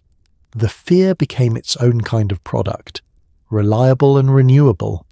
The result was a generation that grew up with a particular, over-the-shoulder wariness stitched into it, a baseline sense that the world just beyond the front door was populated with quiet menace.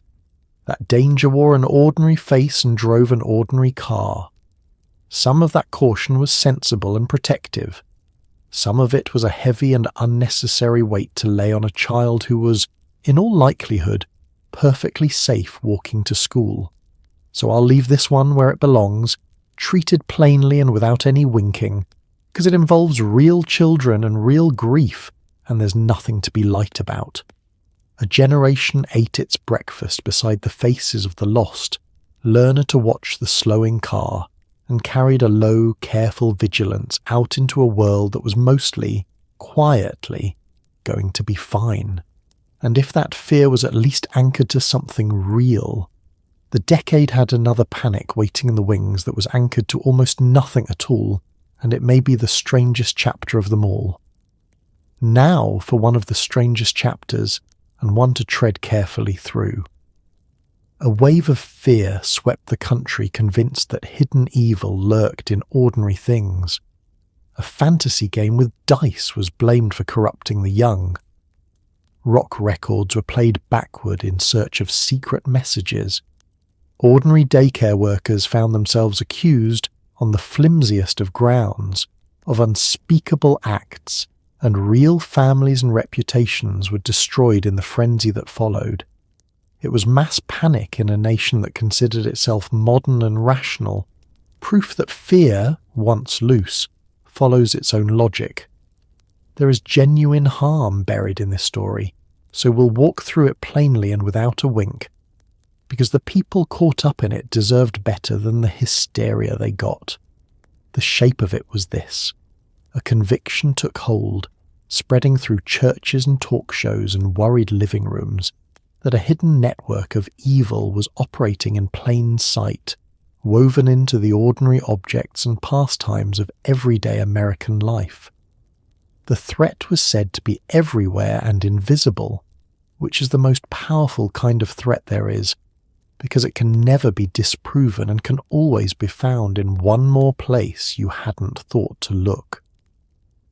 The fantasy game was an early target, a tabletop adventure played with dice and imagination and pencil and paper, in which players pretended to be heroes exploring invented worlds.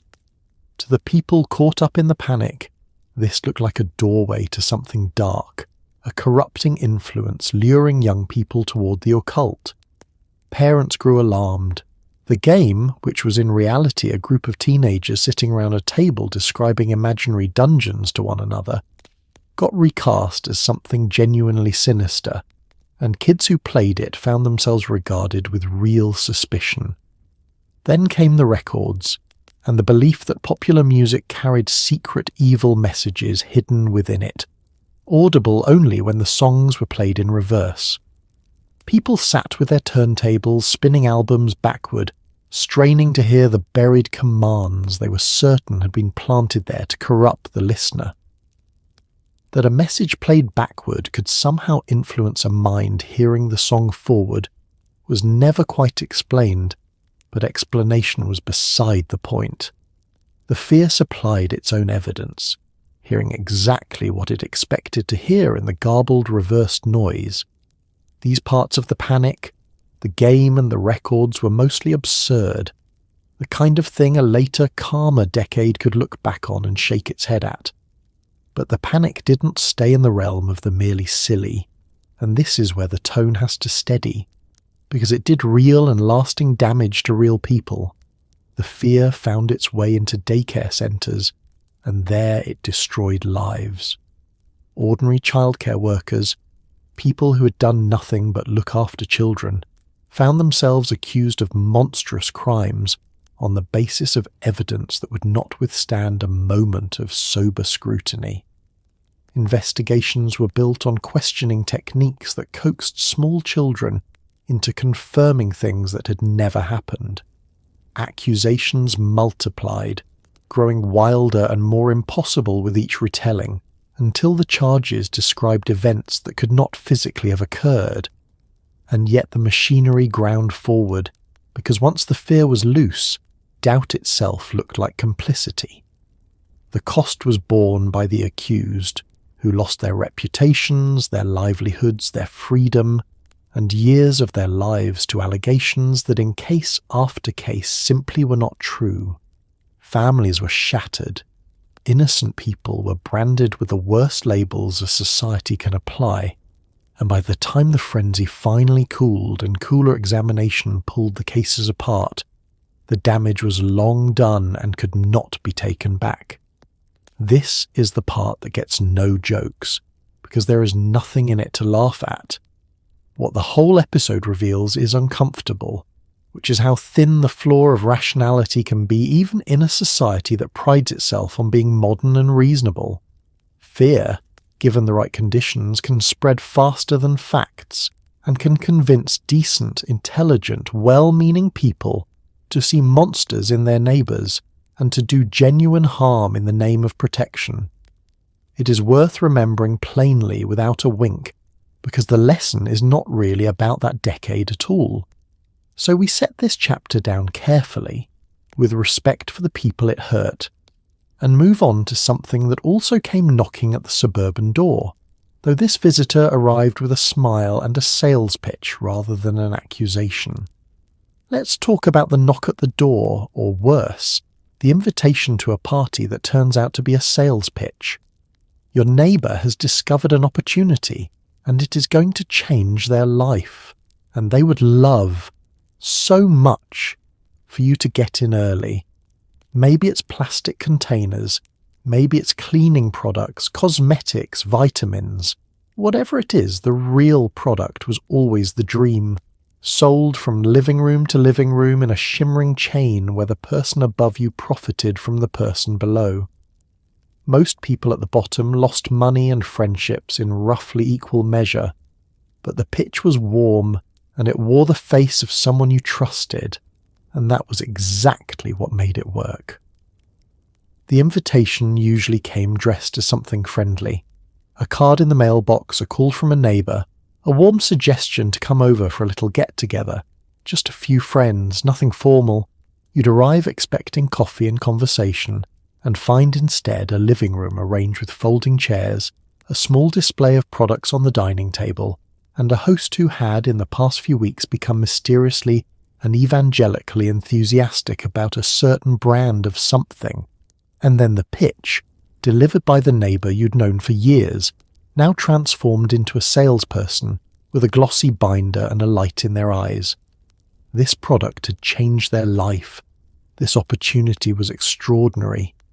And the truly wonderful part, they explained leaning in, was that you didn't just have to buy the product, you could sell it too, build your own little business, and even better, recruit others to sell beneath you, and earn a piece of everything they sold and everything the people beneath them sold, on down and down. The products varied, but the structure never did. Sometimes it was food storage containers demonstrated with a flourish. Sometimes cosmetics, or cleaning supplies, or vitamins, or knives, or any of a dozen other things. The item itself hardly mattered, because the item was never really what was being sold. What was being sold was the dream, the promise of independence and wealth and freedom, the vision of a better life just a few recruits away, and that dream was the same regardless of what sat on the dining table. The mechanics of the whole thing rewarded the people who got in early and near the top, who could sit back and collect a small share of the labour of everyone recruited below them. The higher up the chain, the better it worked, which meant the shining stories of success at the top were technically true, and also completely unrepresentative of what awaited the person just now signing up at the bottom. Because at the bottom, where most people actually were, the math turned quietly cruel. You bought a starter kit, an inventory of product you were now responsible for moving. You hosted your own living room parties, leaned on your own friends and neighbours, and mostly discovered that the market for the product among the people you knew was small and quickly exhausted. The inventory piled up in the garage, the recruits didn't materialise, and the money flowed, as it was designed to, upward, away from you. What made it genuinely painful, more than the lost money, was what it did to relationships. Because the whole engine ran on trust, on the warmth of an existing friendship being turned, gently, into a sales channel. You leaned on your friends to buy and to join, and they leaned on theirs, and underneath the smiles a real strain crept in. People grew wary of the neighbour who kept inviting them to things. Friendships cooled around the awkwardness of the ask. The social fabric of the block frayed a little, one enthusiastic living room pitch at a time, and yet it kept working, spreading from house to house, precisely because it wore a friendly face. A cold stranger selling you a dream is easy to refuse. A trusted neighbour, someone you liked, sitting in their own living room, sincerely believing they were offering you a gift, was a much harder thing to turn down. The trust was the mechanism, and the trust was what got spent. So you sat in the folding chair, nodded along, maybe bought a set of containers to be polite, and quietly declined the life-changing opportunity, and the whole shimmering enterprise moved on to the next living room down the street. And when the pitch was over and the guests had gone, the host might well retreat to the one room in the house designed for exactly that kind of decompression, a room worth a chapter of its own. Let's descend to the basement, that subterranean kingdom of leisure and quiet rot. The walls are covered in faux wood panelling. The floor wears a shag carpet in a brown so deep it seems to absorb light and possibly small objects. There's a wet bar nobody quite needed, a set of bar stools and a colour television the size of an appliance. This is where the adults retreated to drink and the kids retreated to escape the adults. It felt cosy, private, a little glamorous. It was also frequently damp, poorly ventilated, and cultivating a healthy colony of mould behind that cheerful panelling. The rec room was where Suburbia relaxed, exhaled, and slowly, softly, breathed in whatever was growing in the dark. The descent down the stairs was a descent into another climate. The basement was always a few degrees cooler than the rest of the house, and it carried a particular smell, a mix of carpet and old furniture and something faintly earthy underneath. The smell of a space below ground level pretending very hard to be a proper room. You'd flip the switch at the top of the stairs and the fluorescent tubes would flicker to life over a world entirely its own. The panelling was the defining feature, sheets of thin fake wood grain nailed up over the concrete and the studs, transforming a raw cellar into something that read, if you didn't look too closely, as a cosy den. It was cheap, it was easy, and it was everywhere, the default finishing material of the underground room. It gave the space a warm brown glow and a rustic cabin feeling, and it hid a great deal behind its cheerful printed surface. The floor was carpeted in shag, and the basement shag was always the boldest in the house, a deep and total brown that seemed to drink the light. It was soft and thick and forgiving, wonderful to lie on while watching television, and it was also a marvel of concealment, swallowing dropped popcorn, small toys, coins, and, over the years, an accumulating archive of everything the family had ever misplaced down there. The furnishings tell you exactly what this room was for. There was improbably a wet bar, a little counter with a sink and a mirror and rows of glasses, the kind of feature a household installs to feel a certain way rather than because anyone genuinely needed a bar in their basement. There were the tall stools to go with it. There was the enormous colour television, a piece of furniture in its own right, housed in a wooden cabinet the size of a small car, the glowing centrepiece around which the whole room was arranged, and it served two populations who mostly kept different hours. In the evening, it was the adults' retreat, the place they came down to have a drink, watch the big set, host their friends away from the formal upstairs living room. During the day, and especially on long weekends and rainy afternoons, it was the kids' kingdom, the place they could sprawl and play and watch cartoons and generally exist out from under adult supervision. Cosy, private, a little glamorous, a room that felt like a genuine luxury, a whole extra floor devoted purely to leisure. The trouble, as with so much of this tidy world, was underground and out of sight. Basements are below the earth, and the earth is damp, and all that cheerful panelling and thick soft carpet sat directly against walls that quietly wet moisture. Ventilation was an afterthought at best, and so behind the warm printed wood grain, in the dark space between the panelling and the concrete, conditions were often perfect for mould to settle in and flourish, a hidden colony spreading quietly behind the cosiest room in the house. Nobody could see it, and mostly nobody smelled it beyond a vague mustiness they stopped noticing, and so the family relaxed down there year after year, breathing the air of a room that was slowly cultivating something in its walls. It was the same pattern as the rest of the house, comfort on the surface and a quiet problem underneath. Only here it was literally beneath your feet and behind your back. So the household gathered in the glow of the giant television, sunk into the deep brown shag, perfectly at ease in the cosy underground kingdom, breathing whatever the dark was growing. And the adults settling onto those bar stools at day's end reached with practiced ease for the ritual that the whole room had really been built around. Let's talk about how the grown-ups unwound, which was, generously, a lot. The cocktail was a fixture of daily life, poured at dinner parties, backyard barbecues and ordinary Tuesdays with equal enthusiasm. Drinking heavily was social, sophisticated, and largely unquestioned, part of being an adult who had earned it. The liquor cabinet was a point of pride. Neighbours gathered to smoke and drink and laugh under the patio lights, and the driving home afterward was, as we've noted, treated as its own small adventure. Beneath the fun ran a quieter current of dependence dressed up as hospitality, of a culture that had made numbing yourself look like celebrating.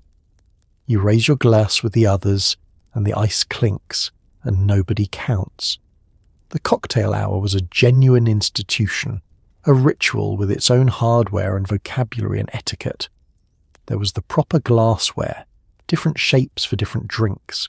There was the shaker, the little tools, the ice bucket with its tiny tongs. There was a whole culture of mixing, of the well-made drink as a small performance of hospitality and taste, and the man who mixed a good one for his guests was proud of the skill, and rightly so within the terms of the time.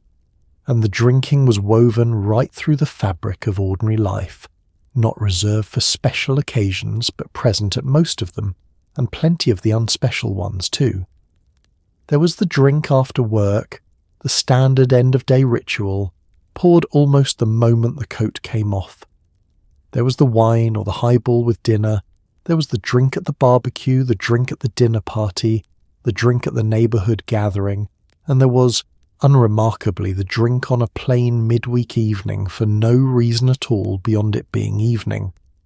The liquor cabinet itself was a point of household pride, well stocked and on display, a small array of bottles that said the people here knew how to entertain and how to enjoy themselves. Offering a guest a drink the moment they arrived was simple good manners, and the guest accepting was simply the done thing, and the whole social choreography assumed drinking the way it assumed conversation, as the natural medium in which adults gathered.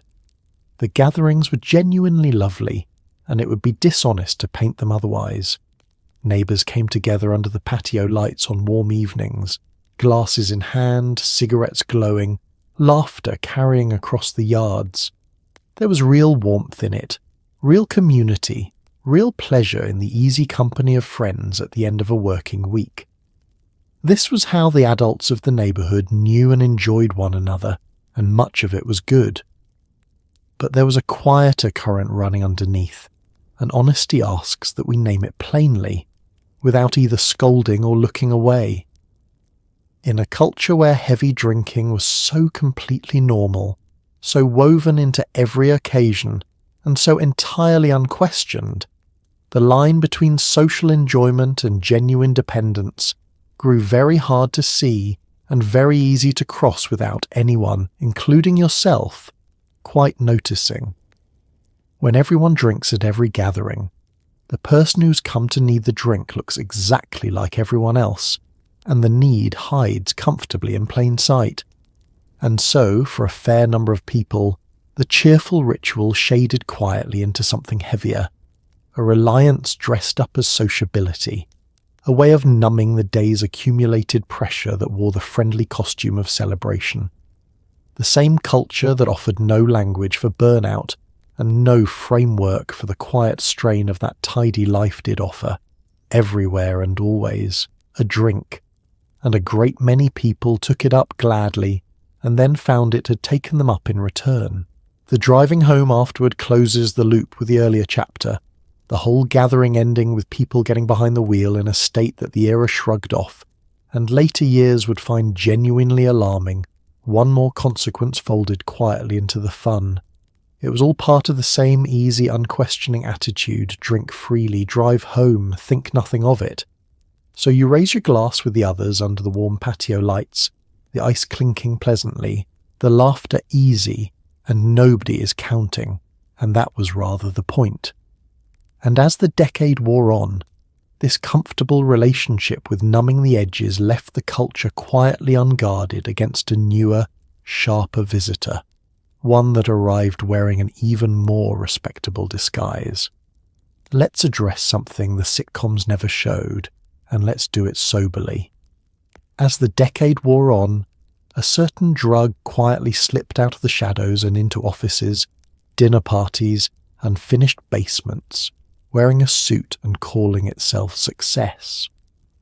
It was marketed by nobody and everybody as the fuel of the ambitious, the confident, the winning. It arrived in respectable neighbourhoods with 2 car garages, far from the image the evening news preferred to broadcast. Families cracked quietly behind drawn curtains. Careers and savings evaporated. There is nothing funny in the wreckage it left, so we won't pretend there is. It's simply part of the true story of the era, a dark thread running under the bright suburban surface, and it deserves to be told straight. I'll keep the whole of this one steady and plain, because it is a chapter with real victims and no comedy in it, and it would be wrong to reach for a light line. The thing to understand is how it presented itself, because the presentation was the trap. This was not a drug that arrived looking like ruin. It arrived looking like ambition, like energy, like the edge that separated the winners from everyone else, and that disguise let it walk right through doors that would have been slammed on anything that looked dangerous. It attached itself to the culture of success, to the striving, upwardly mobile, work hard and win ethos that ran so strong through the decade. It promised confidence, sharpness, stamina, the ability to keep going and stay ahead, and it sold that promise not to the people the evening news liked to feature, but to professionals, to people with good jobs and nice homes, and every outward marker of having made it. It became, for a while, associated with a certain glamour, a certain fast-moving success, and that association was exactly what made it so effective and so destructive. And so it found its way into settings that considered themselves entirely respectable and immune, into offices passed quietly among people in suits, into dinner parties, into the finished basements and rec rooms of comfortable homes, into neighbourhoods with manicured lawns and 2 cars in every garage. It did not stay in the shadows the culture preferred to imagine it confined to. It moved into the same tidy houses this whole story has been walking through, and it settled in behind the drawn curtains.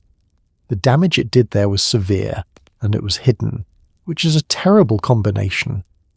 Because the surface had to be maintained, because the entire suburban compact ran on appearances, the harm happened out of sight, behind those good manners and closed drapes. Families came apart quietly. The strain and the secrecy and the deepening need played out in private, invisible from the curb, while the lawn stayed mowed and the family photo stayed on the mantel, and the material cost was ruinous in its own right. Careers that people had built over decades came undone, savings drained away.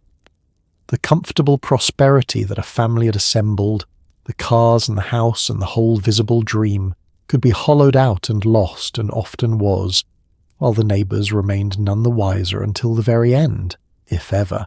The wreckage was real, financial and personal and lasting, and it fell on people who had believed, right up until it was too late, that this was something that happened to other kinds of people, elsewhere.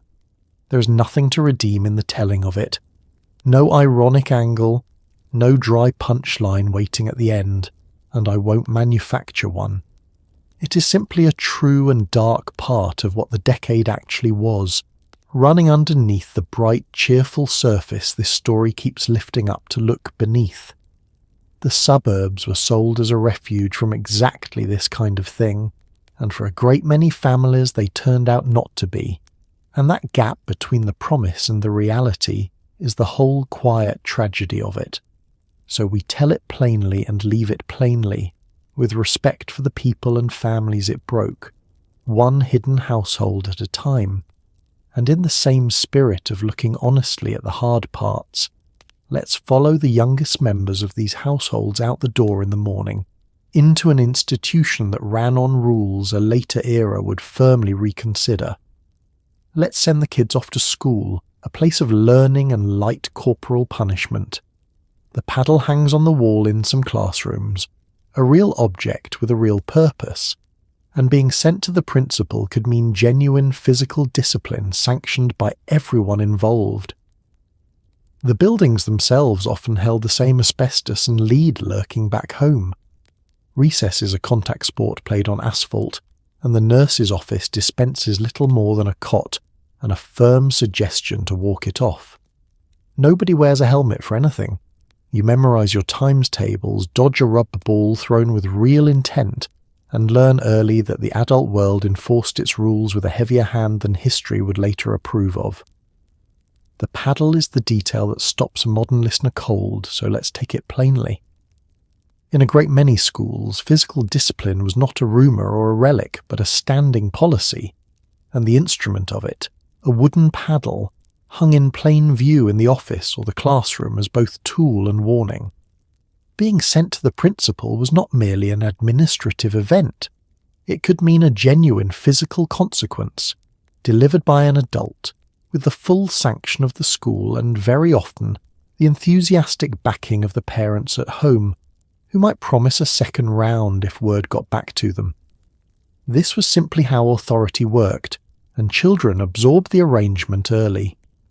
The threat of it hung over the school day, a real and physical stake behind the rules, and it shaped behaviour through a kind of fear that a later era would look back on and firmly decide against. It's a heavier note than the room's usual tone, so I'll just mark it honestly and move on because it was a real feature of the place, and pretending otherwise would be dishonest. The buildings themselves, meanwhile, carried the same hidden hazards as the houses the children had come from. The same asbestos wrapped around the same kinds of pipes, sat in the same kinds of ceiling tiles, lay under the same kinds of floors. The same lead lurked in the same old glossy paint on the same window frames. The school was built and maintained by the same era with the same blind spots, and so the place of learning had, quietly, the same invisible chemistry as home, and nobody there knew any better than anybody anywhere else. Recess was where the day's real physics lessons happened, out on a stretch of asphalt with all the guve of a parking lot, because a parking lot is largely what it was. Games were rough, and contact was expected, and the ground was unforgiving, and skinned knees and scraped palms were the ordinary currency of the schoolyard. Dodgeball in particular was less a game than a sanctioned opportunity to hurl a hard rubber ball at a classmate with real velocity and real intent, and it was beloved, and it taught a certain alertness that stayed with a person. And when the inevitable happened, when someone went down on the asphalt or took a ball to the face or turned an ankle, the destination was the nurse's office, which offered a level of care best described as symbolic. There was a cot to lie on. There was perhaps an ice pack and a bandage, and there was above all the era's universal medical philosophy, delivered with brisk kindness, that you should get up, shake it off, and walk it off. An approach applied with equal confidence to a scraped knee, and what was very possibly a mild concussion. No one wore protective gear for anything, of course. Not on the bike ride to school, not on the playground, not in the rougher games, not anywhere. The helmet as a normal object of childhood was still in the future. Kids simply moved through a hard physical world with their bare heads and their bare knees, learning its edges the direct way, the same way they learn the edges of the backyard by meeting them. And so the school day was a full immersion in the era's whole approach, its real learning and its heavy hand, its hidden hazards and its rough playground and its walk-it-off medicine, all of it delivered with total confidence and absorbed by children as simply the way the world was. You did your times tables, you dodged the ball, you kept an eye on the paddle, and you came home having learned quite a lot, some of it even from the lessons. And coming home, the first thing many kids did was head for the one device that connected the whole household to the wider world, an object bolted to the kitchen wall that ran childhood social life on a very short leash. And so our night in the suburbs comes gently to its close. What a strange and lovely and complicated place it turned out to be. That green and tidy dream of the 1980s. From the outside, it was perfect. The immaculate lawns, the gleaming cars, the warm glow in every window, the whole picture of a life that had finally, wonderfully arrived. And you walked through all of it tonight, room by room, and found something quieter and more human tucked behind every polished surface. You breathed the blue haze that hung in every room. You ate the beige and the neon breakfast, and drank the orange drink that had never met an orange. You wore the flammable optimism, rode unbelted in the boat-sized car, and mowed the most poisoned patch of ground for 100 feet in any direction. You let yourself into an empty house with a key on a string. You worshipped the sun, chased the tan, and stood beneath a sky that everyone quietly understood might not hold. And you saw too the heavier things, the ones held alone behind the drawn curtains, the silences that the perfect surface required. It's easy to look back and only laugh, or only wince, but the truer thing is to hold it all at once, the way it really was, because the people who lived through it were doing their genuine best inside a world that hadn't yet learned what it didn't know. They loved their families in those wood-panelled rooms. They found real joy on Saturday mornings and real warmth under the patio lights. They built something they believed in, and much of it was good, and they cannot be blamed for the invisible things nobody had thought to warn them about yet. That's the quiet gift of looking back, really. Not to feel superior, but to feel grateful and a little tender toward the people who came just before us and carried what they carried without the words or the tools or the knowledge we have now. They didn't know about the air or the ground or the little orange bottle, and they lived anyway, cheerfully, stubbornly, beautifully, and handed the whole thing forward to us a little safer than they found it. So tonight, as you settle into your own quiet room, with your cleaner air and your safer car and your open, honest way of naming the hard things out loud, maybe spare a soft thought for that gleaming, troubled neighbourhood and the good people asleep inside it. They wave from a distance, sealed in their identical boxes, lonelier than they ever let on, and they were doing just fine, and they were doing their best, and both of those things were always true at once. The streetlights are humming over an empty road now. The televisions have gone dark, one window at a time. The whole tidy dream lies still and peaceful beneath a patient sky. And there's nothing left for you to do tonight but let your shoulders sink, let your breathing slow, and let the long quiet night carry you down into rest. Sleep well. The neighbourhood is sleeping too, and everything, for now, is soft and dark and still.